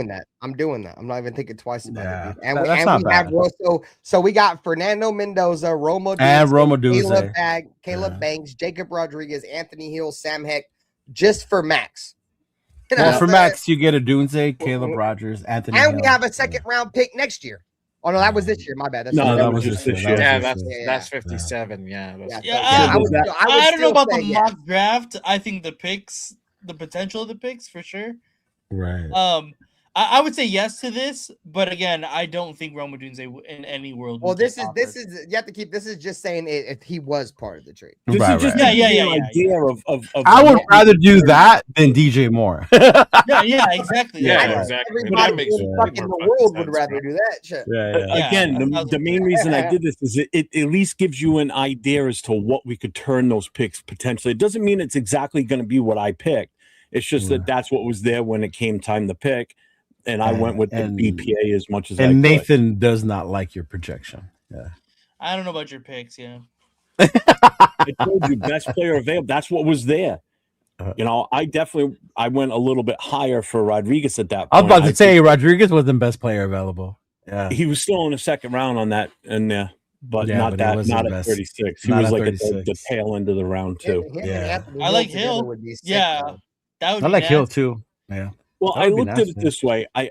If we're getting rid of Max, so I want to rebeef the defense, obviously. So I wanted the defensive tackle, and I wanted to make sure we get 2 good linebackers out of this, and I still wanted to address something in the offensive line. So that's why I went with Hetch. So I went with that based on we don't get Linderbaum. And I'm using this in my head as we move along with this game. That if we got rid of Max, we sign Hendricks. Or if Anthony Hill wasn't available, Messidor. I was gonna say, yeah. Where's Messidor? Yeah. I'm surprised you haven't picked him. They leave didn't- Jeff's I picks didn't- alone, bro. The reason I didn't take him But I'm was not mad at it though. I read up, he's going to be 25, so he's coming in older already, and he's got a little bit of a history with injuries. So I wanted to kind of stay away from that. I wanted to go for players that actually didn't have a history with injuries. So anyway, To the next one. yeah, I like Hetch too. All right, so this is the next one. He plays The guard Buffalo too, Bills. doesn't he? Hetch? Mhm. He's guard Any and center center. can play isn't guard. he? Yeah. It's center transition from center to guard is easy. This one is Well, no. easier. So I this is what we I get saw from this one. I like this one. Buffalo Bills. So we get Ed Oliver. Ed We Oliver. get their 2026 first round in their second round this year. They get Maxx Crosby. Yeah. Yep. Go freeze your nuts off, Max. You like Ed Oliver? We could have took Ed Oliver the year we took Cleveland Farrell. I wanted Ed Oliver that fucking year, dude. Nope, we took Cleveland Farrell instead. Yep, dude. I ain't gonna lie to y'all. I'm playing spoiler. I'm damn near gonna say trade Max to any of these things, dude. Yeah, I would take Ed Oliver for that. Unless you offer me the most underwhelming offer of all time, I'm taking it, dude. Yeah. That's what I'm saying. That doesn't seem underwhelming to me. Yeah. Ed Oliver would be a huge part if we were to switch to a 3-4 defense. Yeah. I wouldn't be mad at that neither. And Ed Oliver, he might not be a fucking all pro, but he's an extremely productive interior defensive lineman and has been since he joined the league. So most of the chat's saying no on this one. What are you guys saying? Leo, you say yes? I say no, but I don't like this one. No. I don't know. I don't think it's well, and I don't think they would give up Ed Oliver, to be honest. Well, they weren't gonna give up a Doomsday either. No, yeah. they weren't going to give up a Doomsday neither. Going back to Nate's point. Yeah, this is all on ifs, bro. Yeah. All right. Well, here's what I did. Oh, here we go. So this is what I did with that one. Again, I took Mendoza. Of course, you took. I took Fano tackles with that first pick. All right. Then I took Caden McDonald at nose tackle. He's damn good. He's up there. Then I went with Mason Thomas as a defensive end, and then I took Skylar Bell from UConn as the wide receiver because that wasn't a wide receiver included. We were getting Ed Oliver, so I figured, all right, so I'm going to go offensive line first, and then go from there. Yeah. I like the trade, but not what you did. Yeah. No, if we're giving these trades, just give you an idea of where we're going to fall. So at 25, you can still get a 26. You can still get a guy like Fanu, who's probably going to be one of the higher rated offensive linemen in this draft too. I'm surprised I think he's going higher. He was at 26. Yeah, exactly. They're mock. Fucked up, Jeff. It's very true. All I says it doesn't have enough. It's very true. 100%. I got money, Chuck. Negative Nelly. God damn. Now on this one, you lost me on the draft picks. All right. So here's this one: Dallas Cowboys. We get the number 20. That's 2 first rounders, bro. The best trade available. That's the best one. Yeah, this is the best one so far. That's 2 first rounders. You didn't even have to finish getting to the goddamn thing. Yes. I think I'm more worried about what Jeff picked with 12 and 20. Yeah, bro, that's what exactly what I picked. That's exactly I didn't see it. With that Buffalo one, Ben, this is what I took. Boo. Oh, that's the Buffalo one. I'll let you guys. That's the Buffalo one. Again, you're hitting Fano that low, bro. That's crazy. No, that was the one we just seen. That was the one. Okay. All right. I'm just curious to see what Jeff did with 12. Yeah, that's what I want to see. Yeah. Right. This one I say yes to. Though. Not enough. We've got a super chat in the house from Aunt 6. Hey, what's up, Oz? And he's basically saying, I'll say it for him. He said Dustin, Ozzy, Cortez, and Sultan. That's from Aunt. I fucked with Dustin, Ozzy, Cortez, and I ain't gonna lie, Sultan. He said he was gonna whoop my ass and all kind of shit. No drama shit, but yeah, fuck those guys. Thanks, Aunt 6, for the $5 super. Enjoy your 3-day weekend, Aunt 6. Yes, sir. Yes, sir. Enjoy that. All right. I just want to see what you did. I'm going like insane. Yeah, what did you I do say yes. All right. 26 and 60 too low. What are you talking about, Arnie? For the trade you just did. The previous trade, I think you're talking about. Yeah. Well, again, I didn't make those up. I didn't make any of these up. No, Josh did. Yeah, these were. Yeah, that's. You know what? I think that is where I got that from. Mm-hmm. Yeah. So Lecky's saying yes on this one. Al doesn't answer. He just says he hates the Cowboys. Hummer still says no. 3 first, absolutely. That's not 3. That's trade it fucking 2. quickly. Okay. Well, he wants 3 first. Oh, he wants 3. Okay. The 3 first. I would just add a second or third to that. Right. I look at it like this, bro. I said this shit like 2 weeks ago or 3 weeks ago. If there's one team that's going to offer us multiple first round picks, I think it's going to be Dallas. Oh yeah, Jerry will love him. The reason why I think it's going to be Dallas is, if you guys remember, there was a fucking report that was legit report that Dallas reached out for Maxx Crosby like 2 or 3 years ago, and we said no. I remember at the time. You know what I'm saying? The Cowboys are coming off a year where they just got 2 first-round picks for Micah Parsons. You know what I mean? So they're probably going to look at it like, well, fuck it. I'm going to go ahead and take those 2 first-round picks that I got from Micah, and I'm going to go ahead and use them for fucking Maxx. And Maxx, if you guys don't know, he's originally from Texas. He went to fucking I just found out to college in Michigan.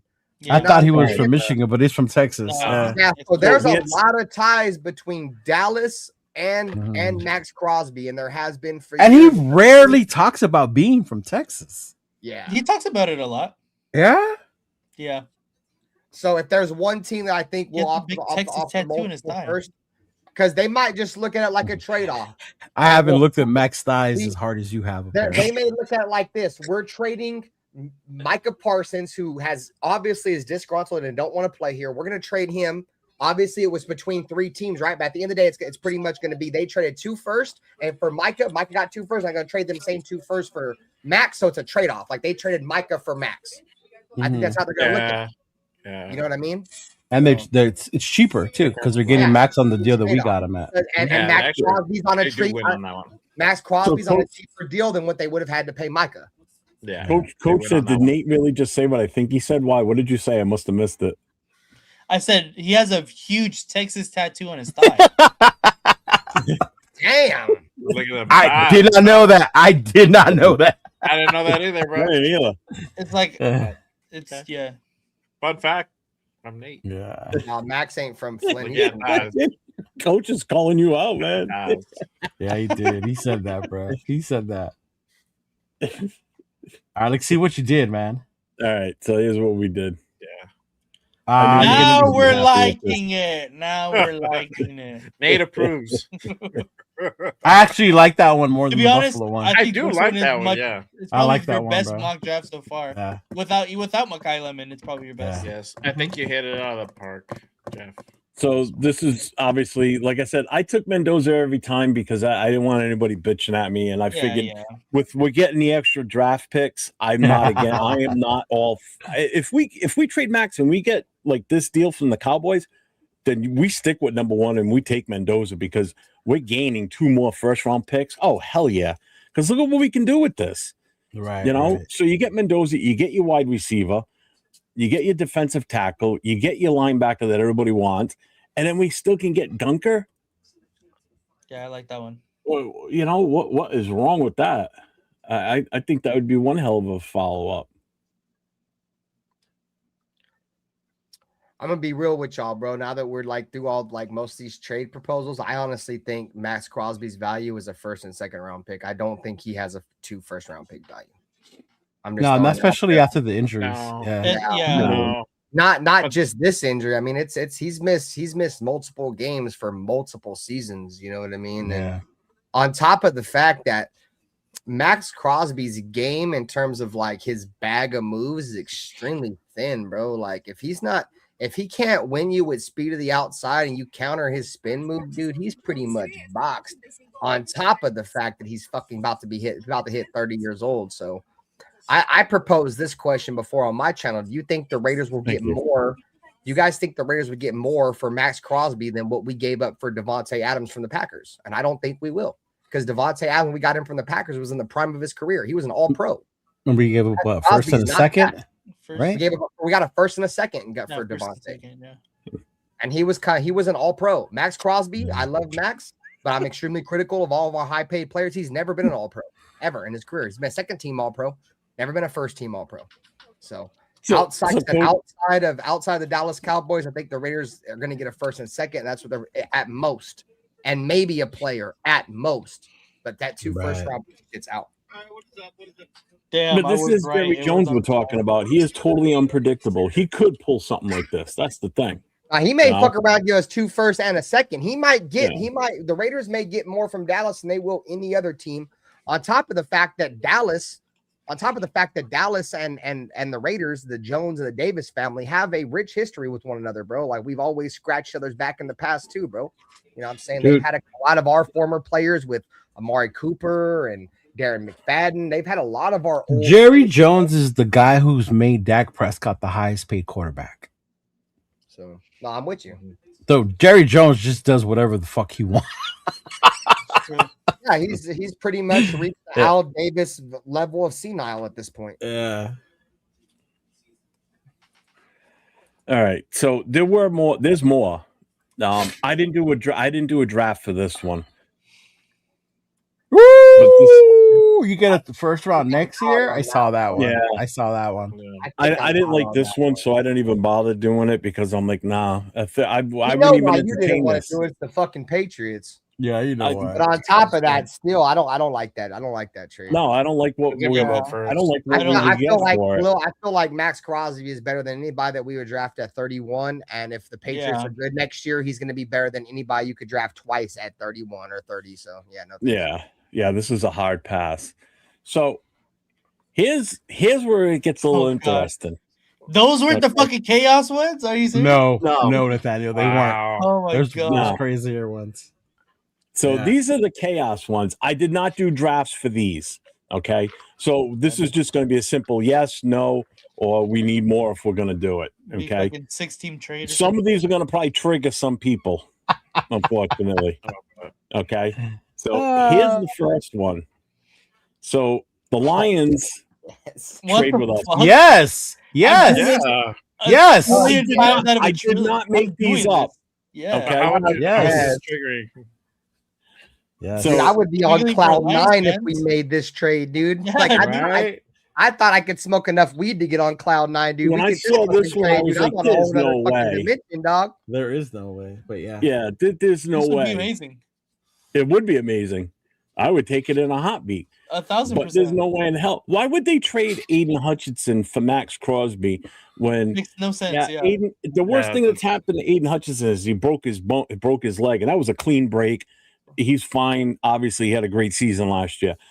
Why would they trade somebody like him, and that's his injury issue, and take on a guy that's older, much older than him, and has a proven injury issue with surgeries and such, and still give up their 2 first-round picks, one this year and one next year? That's crazy. I'll tell you why, because Aiden Hutchinson's going to get arrested tomorrow. Yo, Aiden Hutchinson, go do something crazy and get arrested, God damn it, like the Jets wanted fucking Fernando Mendoza to do. Go get arrested, Aiden Hutchinson, please.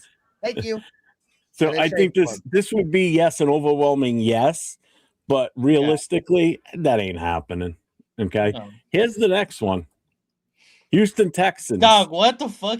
Like, it's almost the same thing, basically. I'm taking this 1,000 times too. Of course, why wouldn't you? Even though the next year's is a 2nd-round pick, I would probably still do this one. Yes. This would still be a yes. Well, Anderson, but again, it's one of those that ain't gonna happen.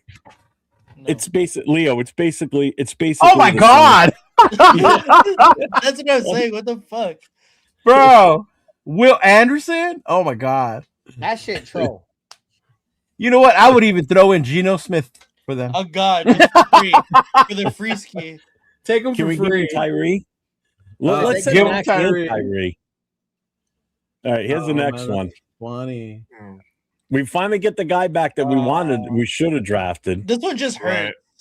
Nah, that was like fuck you this guys. One just hurts. That's why I said some of these might trigger people. So this one might be the first trigger. The next one might be even more.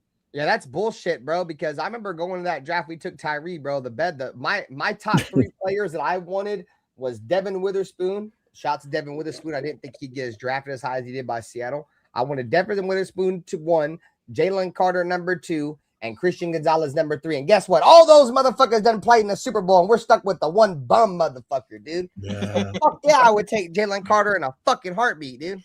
Yeah, I wanted him too. But he's always been a Raider. Remember that story? He was a Raider in high school. He was a Raider in college. I don't give a fuck. So was Michael Crabtree, and we didn't draft him. Oh, fuck. Michael Crabtree was a Raider in high school and college, and we fucking took Darius Hayward bum-ass bait. Money Chuck says this, and actually, I've kind of heard rumblings of Philly being like wanting to be super aggressive and do something. And I wouldn't put it past their GM because look what this guy's done with this team since he's been there. How much that team has been. He's a mover. He doesn't sit back and wait for shit.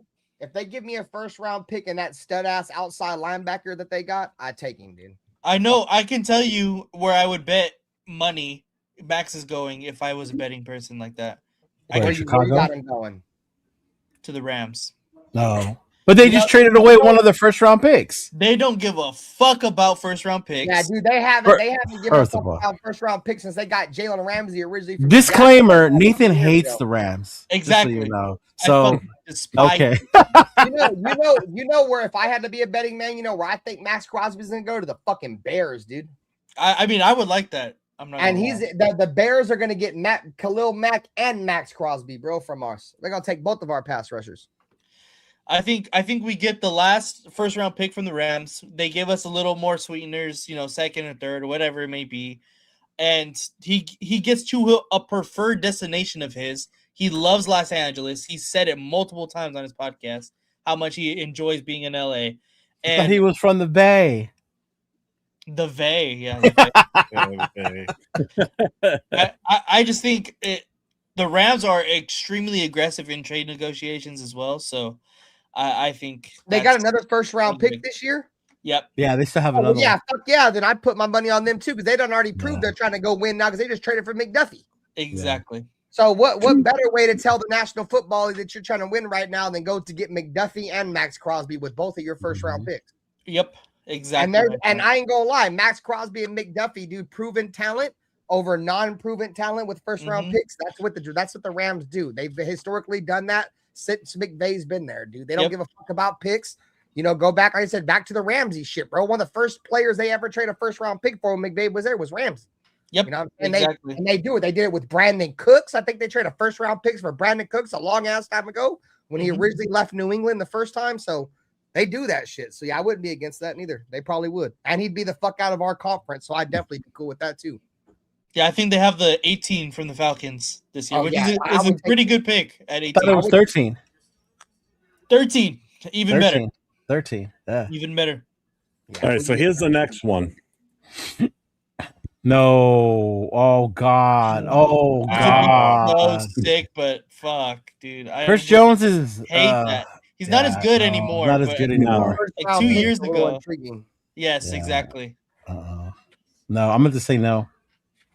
Yeah, I'd say no, just out of spite that it's the Chiefs. They I would definitely not want to send a prime Maxx Crosby or a so-called prime Maxx Crosby to Kansas City. Yeah, no thanks. Yeah, fuck that. No. So Money Chuck says, would you take AJ Brown in their first this year from Philly? Fuck no. AJ Brown. AJ Brown? No, Brown either. Yeah, he's leaving anyways. He's done already made it pretty much fucking publicly clear that he don't. I agree. I forgot. I just put this one off. I definitely am not trading with them. Everybody's saying no. So I hate the 49ers more than anybody in the league, but I'd rather Maxx Crosby go to the 49ers before he goes to the fucking Chiefs. At least we haven't got to play him every fucking year, dude. Yeah. I know the Niners, from what I heard, the Niners want Max too, bro. So yeah. Oh, it's funny that you say that, Ben. Oh, that's the next one. I would do Nick Bosa. Yes, I would do this in a fucking heartbeat. Fuck yes, me too. I love Nick Bosa too. They can have him. Give me Nick Bosa and both your 2 first round. Yep. Yes, sir. This is probably what does it for me, but yeah. I would say yeah. Yeah, you have to say yes to that. At bare minimum, you're getting 2 first round picks. At bare minimum, you're getting 2 first round picks. At most, you're getting a first team. You're getting a first team All Pro defensive end and 2 first round picks. Yeah, fuck yeah, I'm in on that. Exactly. What's up, Nutty Nate? Nate says Jones is better than Crosby. He's talking about Chandler Jones, by the way, guys. I'll tell you what. A lot of people are saying yes on this one in the chat. Yes. Yeah. Dude, it's an amazing trade. That's why you call it the chaos section. At minimum, even if Bosa's hurt, you're still getting 2 first round picks. I'm saying fuck the Niners, but take the deal. 2 first. Big Luck's not even answering the phone. He's not answering the phone from KC. He's not answering it for the 49ers. I'd take Fred Warner in a fucking second. Oh my God, give me Fred either Warner of those. instead. Yeah, Fred Warner would make it better. Also played 3 games, but I'd take it. Yeah, Bosa's a monster, dude. He's had injury history over the last couple of years, and I hate the 49ers, dude, but fucking when he's on, bro, he's a fucking bona fide all-pro defensive end in the league, dude. And like I said, at minimum, if you don't get that, you're still getting 2 first-round picks, which I think is higher than what any other team's going to offer us for Max anyways. So that was the last one. That was the cheat. The 49ers was the last one. So when I saw that today, I'm like, I got to do something with that.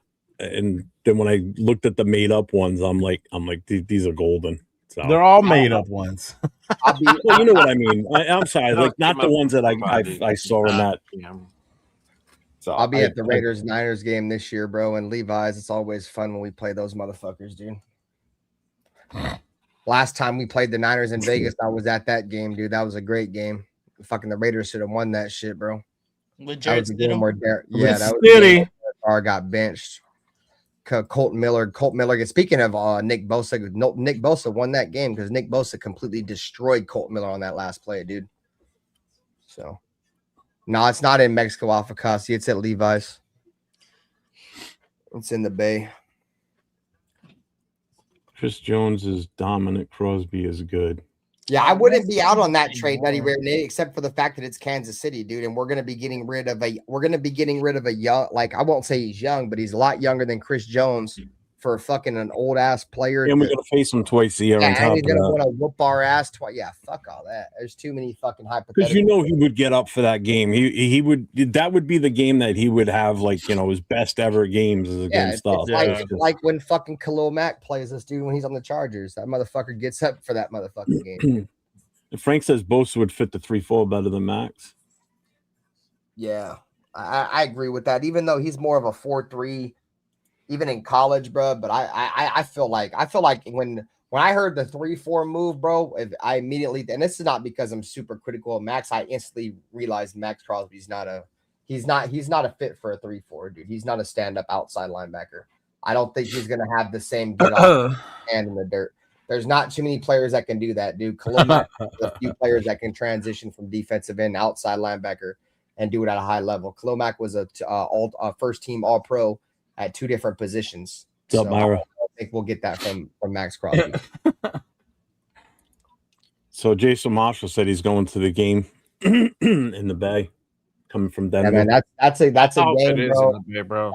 That's a Civil War game, dude. That's a Civil War game, bro. There's gonna be nothing but fights at that motherfucking game. That's what Myra said. She goes, "There's gonna be a lot of fights for at sure. the Niners." Motherfuckers from the Bay know what time it is when the Raiders and the Niners play, dude. Whoever wins, it don't matter who the fuck fights on the field, dude. There's gonna be a million fights in the parking lot. So that shit happens during preseason games. Imagine when this shit counts.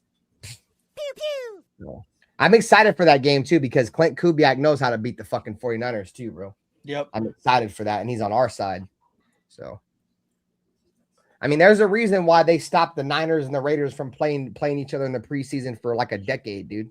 Yeah, right. Like, they banned that shit. They're like, in the regular season, they're not playing. So, motherfuckers get real life killed over that motherfucking shit, even in the preseason, dude. Motherfuckers don't play, dude. It's definitely different. Don't nobody else. Bro, I hate the Niners so fucking much, bro. I rooted for Kansas City in 2 Super Bowls because of them. And that makes me hate them even more. I wouldn't choose any team over to I wouldn't choose the Niners to win any fucking game in the world, dude, especially goddamn Super Bowl. I don't give a fuck if it's the Chiefs, the Chargers, the Broncos. The Niners can't win, bro. And that's what makes me hate them even more, bro. They made me root for the Chiefs in 2 Super Bowls. Fuck them. Fuck them, dude. So let me ask you guys this. Obviously, we didn't franchise tag anybody. Is there anybody on the roster that you think we should have franchise tagged? No, absolutely not. Yeah. Maybe Eric Stokes. Not even him. Nah. Just because I don't want to lose him. Yeah. Just curious to see where you guys' heads were on that. Because I don't think it was anybody.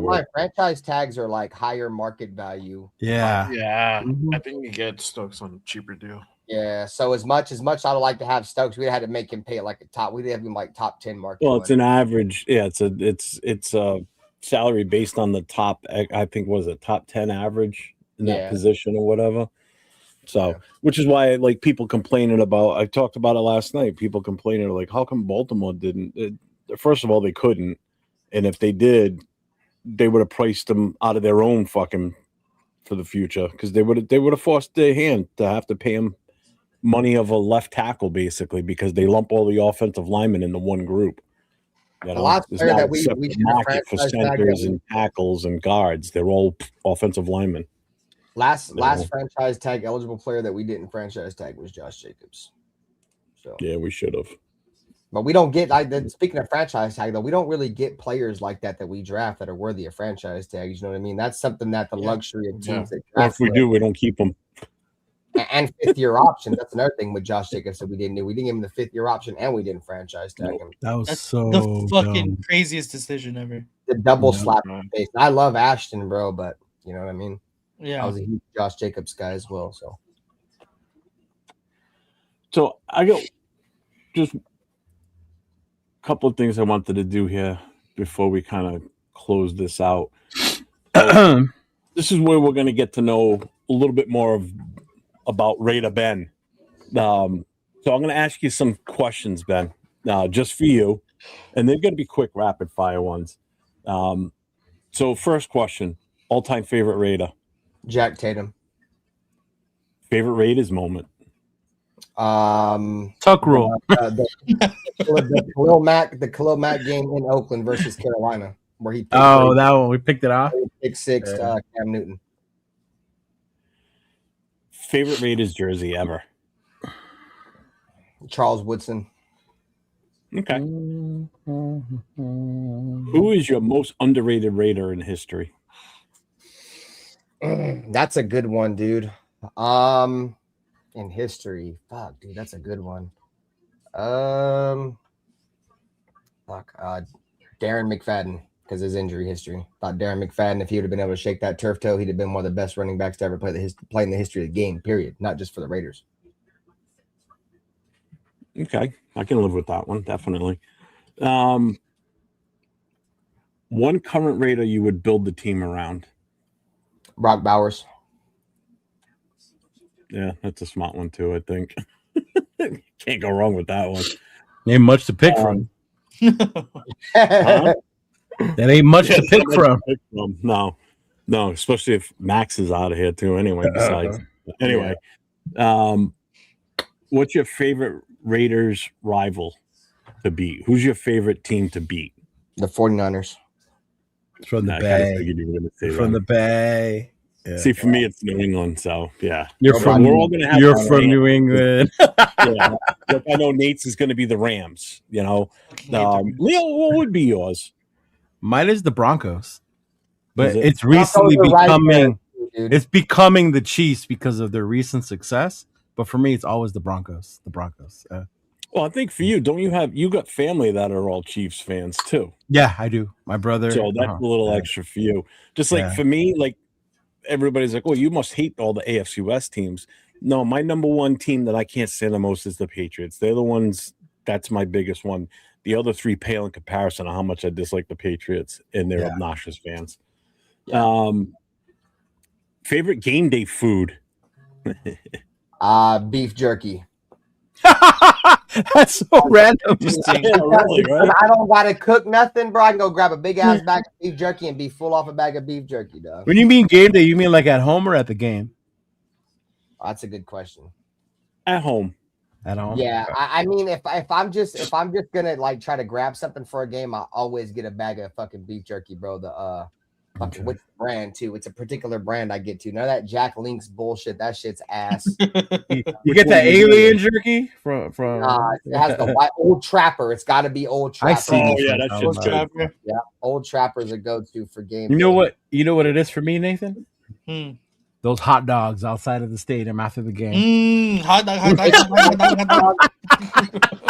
The bacon wrapped hot dogs where that. Yeah, every fucking time I have to have one, bro. Yeah. Well, let me ask you this. Go ahead. No, go ahead. You good? I was gonna say if it's not at home, if you're at the stadium, what are you picking? Probably a glizzy. It's hard to pass. Somebody said that Always in the my chat go-to already. when I'm at a game, bro. It's like a hot dog. Simple and easy, dog. Yeah, I get the ones outside, bro. And I can one hand it, so I can have my glizzy and my beer. There you go. For sure. What's up, Sal? Let's see. All right. Next question. No, that makes sense.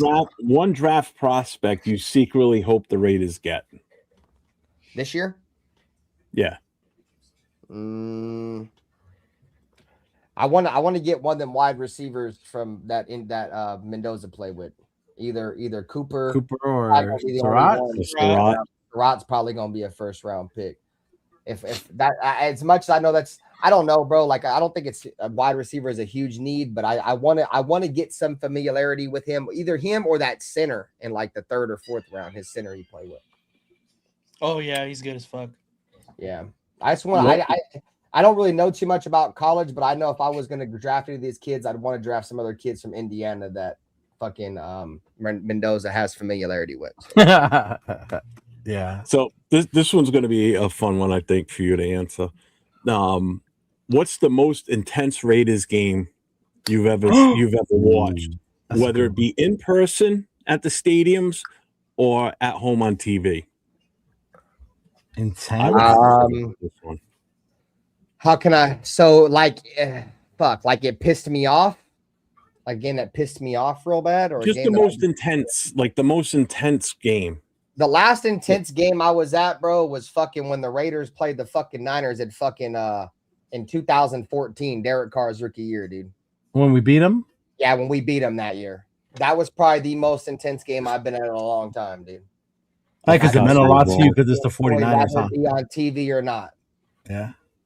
Yeah, because that game, that was a year, bro. We were shit, bro. Yeah. And the Niners had just come off a Super Bowl season, bro. And the Niner fans were talking hella shit, bro. And like I said, Niner Raider games are always crazy, but that one in particular for sure. Yeah. Alpha Kasi, is that the Monday Nighter where we threw it to like Crabtree like 10 times in the end zone for the end? I was at that game. That was a Thursday night game, but I was at that game. Yeah. That one was hella intense. He guessed your favorite. Yours would be the Raiders Chiefs in 2017, but he was wrong. You said 2014 game.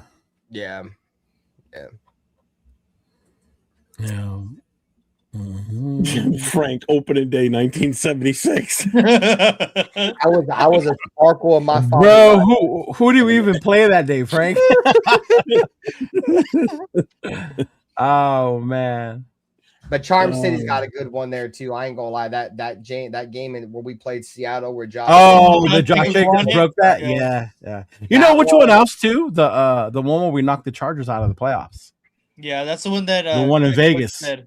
Yeah. That's where, when we could have gone to a tie and we both would have made it. Yeah. That one was intense. Yeah. And then we that was the fucking Patriots game, dude, where Chandler Jones had that crazy ass play. I was at that one actually. Yeah, that'd have been crazy. That was my girl's first Raider game ever. Nate was that Chandler Jones game. Yeah. Coach said they played the Steelers opener of 76. I was the Rams Raiders Thursday night with fucking Baker Mayfield on the Rams. Oh Jesus! On 3 days rest. Yeah. Jerry fucking Tillery, bro. Jesus Christ! Yeah, he had like what 2 or 3 personal fouls in that game, dude. But the one that cost us the most was the sack. That drive. Wasn't that his first game against the Chargers after he had joined us? Like the first game against the Chargers. He had played a couple games with us, but I think that was the first time he played the Chargers since he left. I don't know. All I know is they talk about it on this episode of The Rush this week. Leo said for me to watch it, and I watched it. It was a good one. It was good, right? I told you. Yeah. He had Rob Ryan sitting there with them, and it was a really good one because they talk about that in the plane ride home afterwards. So it's got a little. You know, my favorite part of that interview was when we played the Cardinals, and they talk about Kyler and how McDaniels and them didn't want them to rush Kyler. They just wanted them to build the wall and keep him contained. And Max was like, "Fuck that! We're not doing that." Like, what kind of shit is that? Yeah, like, that Maxx Crosby guy shook out of his boots. Yeah, that shit fucking made me laugh, bro. How none of them wanted to do that shit. Yeah. Oh, you talked about that and how elusive Baker Mayfield is too. Yeah, they were talking about Baker. Yeah, I want to talk about an intense game. That 2016 home opener fucking against New Orleans was pretty fucking intense too, dude, because that game set the standard for a great season for the Raiders that year too, especially the way that the Raiders went for it at the end of the game. That was in New Orleans. Yeah, I saw that in Vegas. Yeah. There was a lot of them. I was just thinking like a game that I had been to in person. Like I've had a shit ton of games I've been to, you know, that I've watched on TV. When I think about like games that are more memory to me, bro, or the games I actually go to, I pride myself on, you know, trying to watch my team as much as I can. Yeah, my favorite one was the year we had to beat the Broncos to get into the playoffs, and we beat them. We came back. Hofstadter let us win Brown. Shit. And then the next week we played Denver again for the wild card round. So then my uncle got us tickets and we went a game. So then I got to go to that game. And then after that, we were yelling, we want Buffalo, and Buffalo smacked our ass.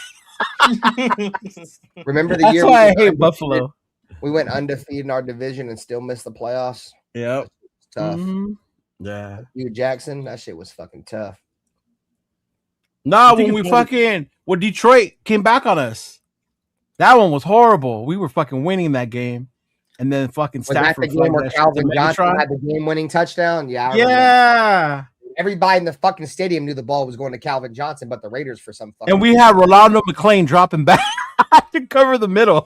I remember Rolando McClain's rookie year, bro, when he picked up Danny Amendola and slammed his dumb ass right on the dirt infield, slammed his ass.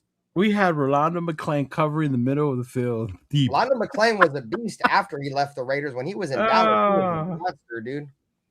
I think one of the ones I remember that I was kind of pissed at was the that Monday night game with Brett Favre the day his dad died, and he just went off on us that night. You were pissed off about that?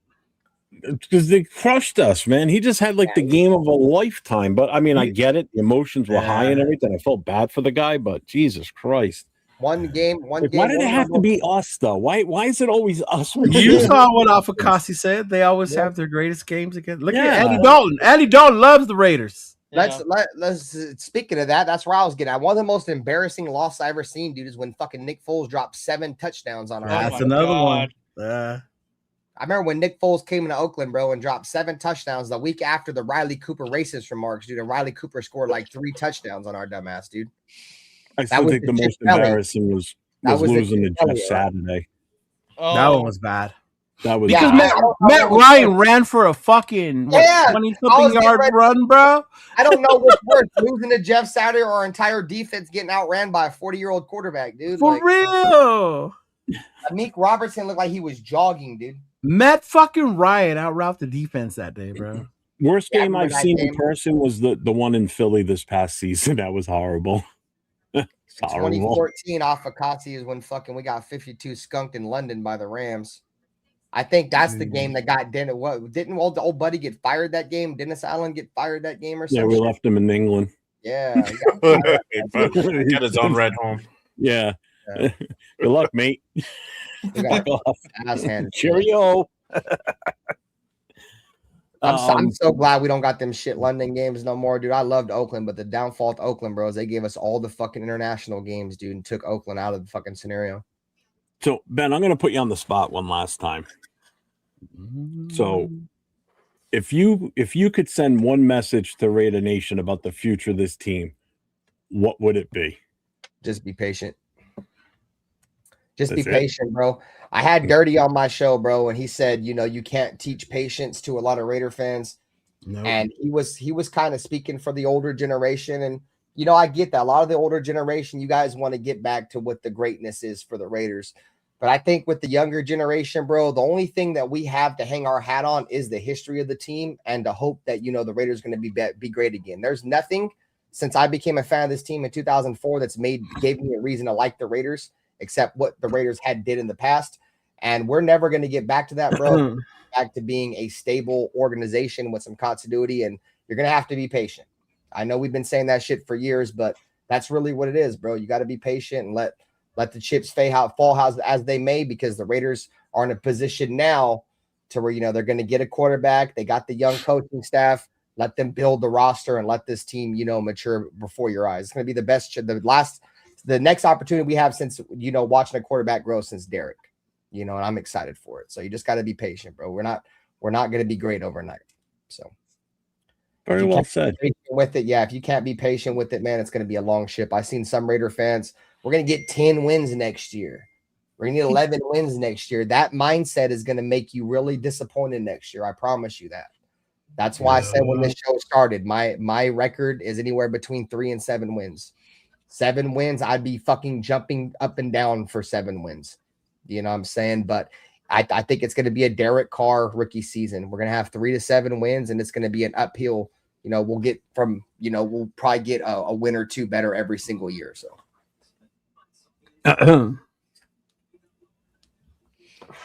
is a little patient. Very, very well said. Yeah.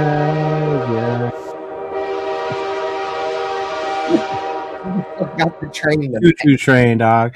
I don't know where he fucking came up with that shit yesterday. Out of all the things, the fucking train. Yeah. Oh, good lord. Well, he's trying to say, go ahead and get on the bandwagon, dude. Go ahead and get on the train now. I have no ball. That's this one. Bruh. Yeah, exactly, mate. I don't even think Nate was born when that show came out, dude. Oh man. I don't know if I was. I don't think I was. I think Will was like, what the fuck is that? Last night. Yeah. Yeah, he was. Wow. Yeah, Will was like, what the fuck is that? This one here is my all-time favorite, though. Beavis and Butthead, you're missing out, dude. Oh, yeah. This is my all-time favorite, though. What we've got here is failure to communicate. Some men you just can't reach. Where's that from, you guys? And that's what a lot of Raider fans are like right now, too. Where's that from? I couldn't tell you. I'm not gonna See what I mean? See what I mean, Jeff? That's what I love. What is that? It's from Cool Hand Luke, probably one of the greatest movies. It's a good one. Paul Newman. I'm not much of a movie guy. I got the attention span of an ant, dude. So yeah, I can't really watch movies. Fuck you and your fridge, Bueno. See? Jake Molly got it. Cool Hand Luke. There's a couple people in your chat that got it. Yeah, Joe Morley, I think. Joe would know. What up, Joe? What's going on, brother?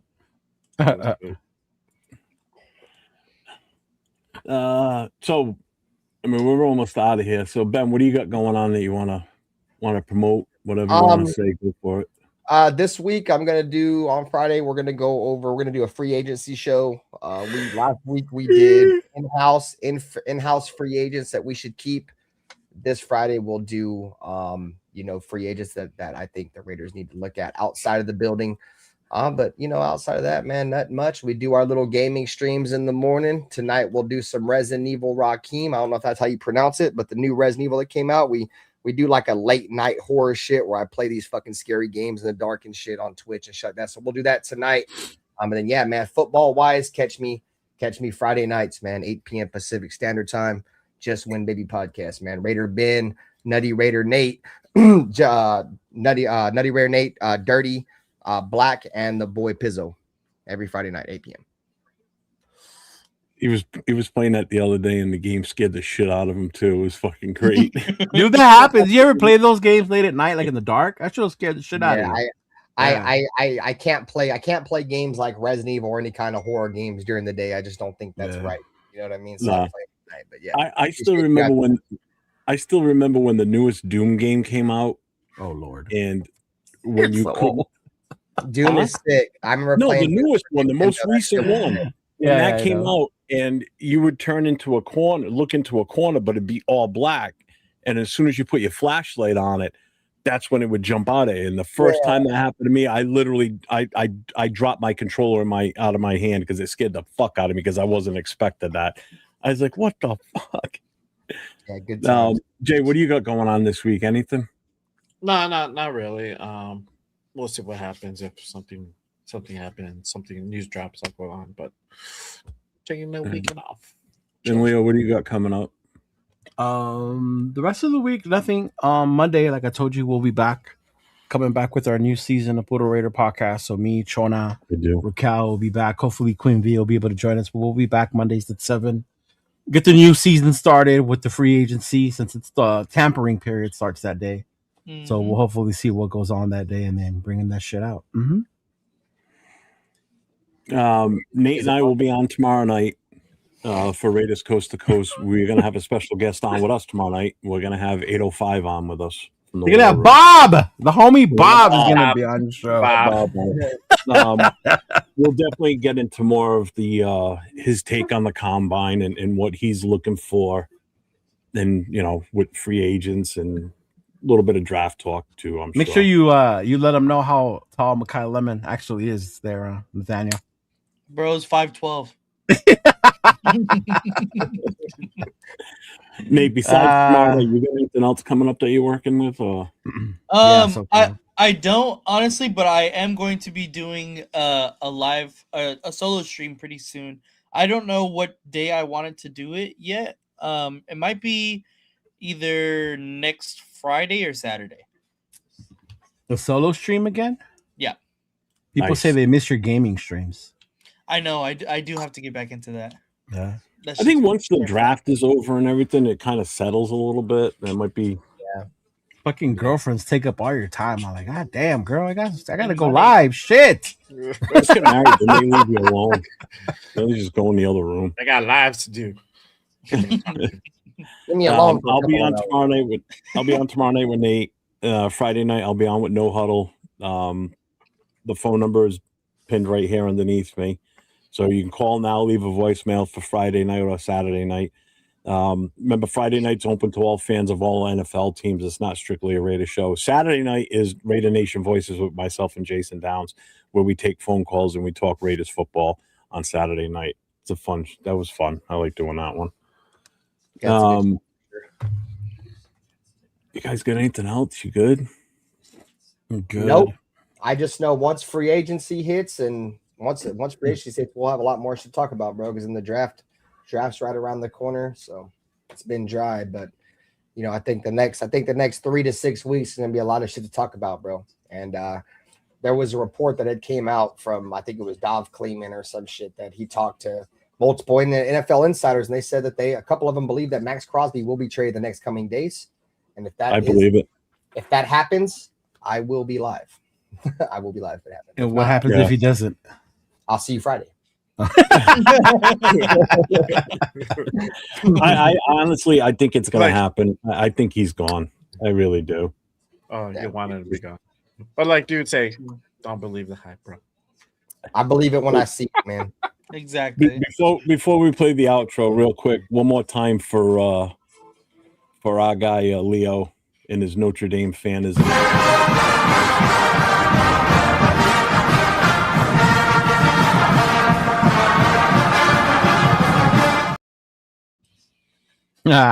Hey Nathan, fuck you. Go down. I know, you shut that screen right. I don't want to be associated with that song. Yeah, I got nothing else. So thank you everybody for being here tonight and spending the last 2 hours with us. Ben, thank you, my guy, coming in here and spending the night with us, man. This has been fun. You've had some great takes. Everybody's had some great takes.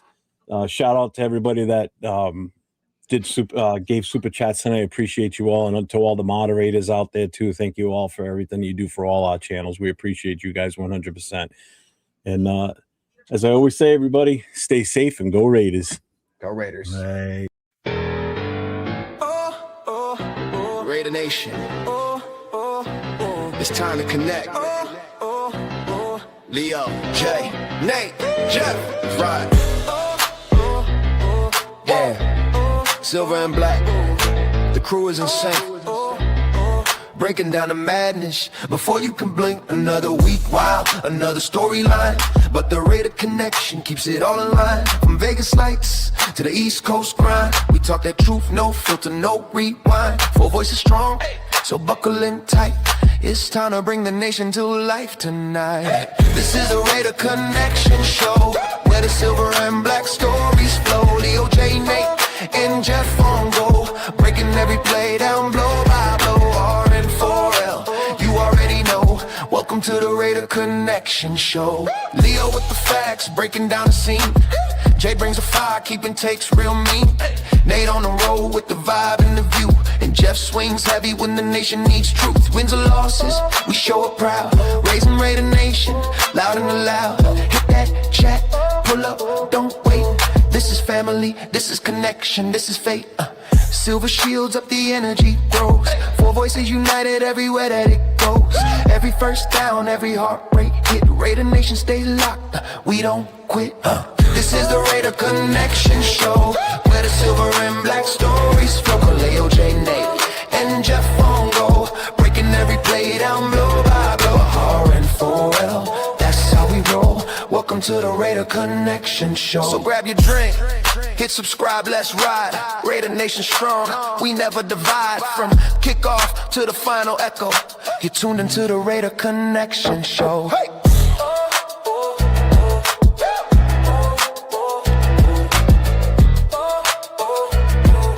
You're tuned into the Raider Connection Show.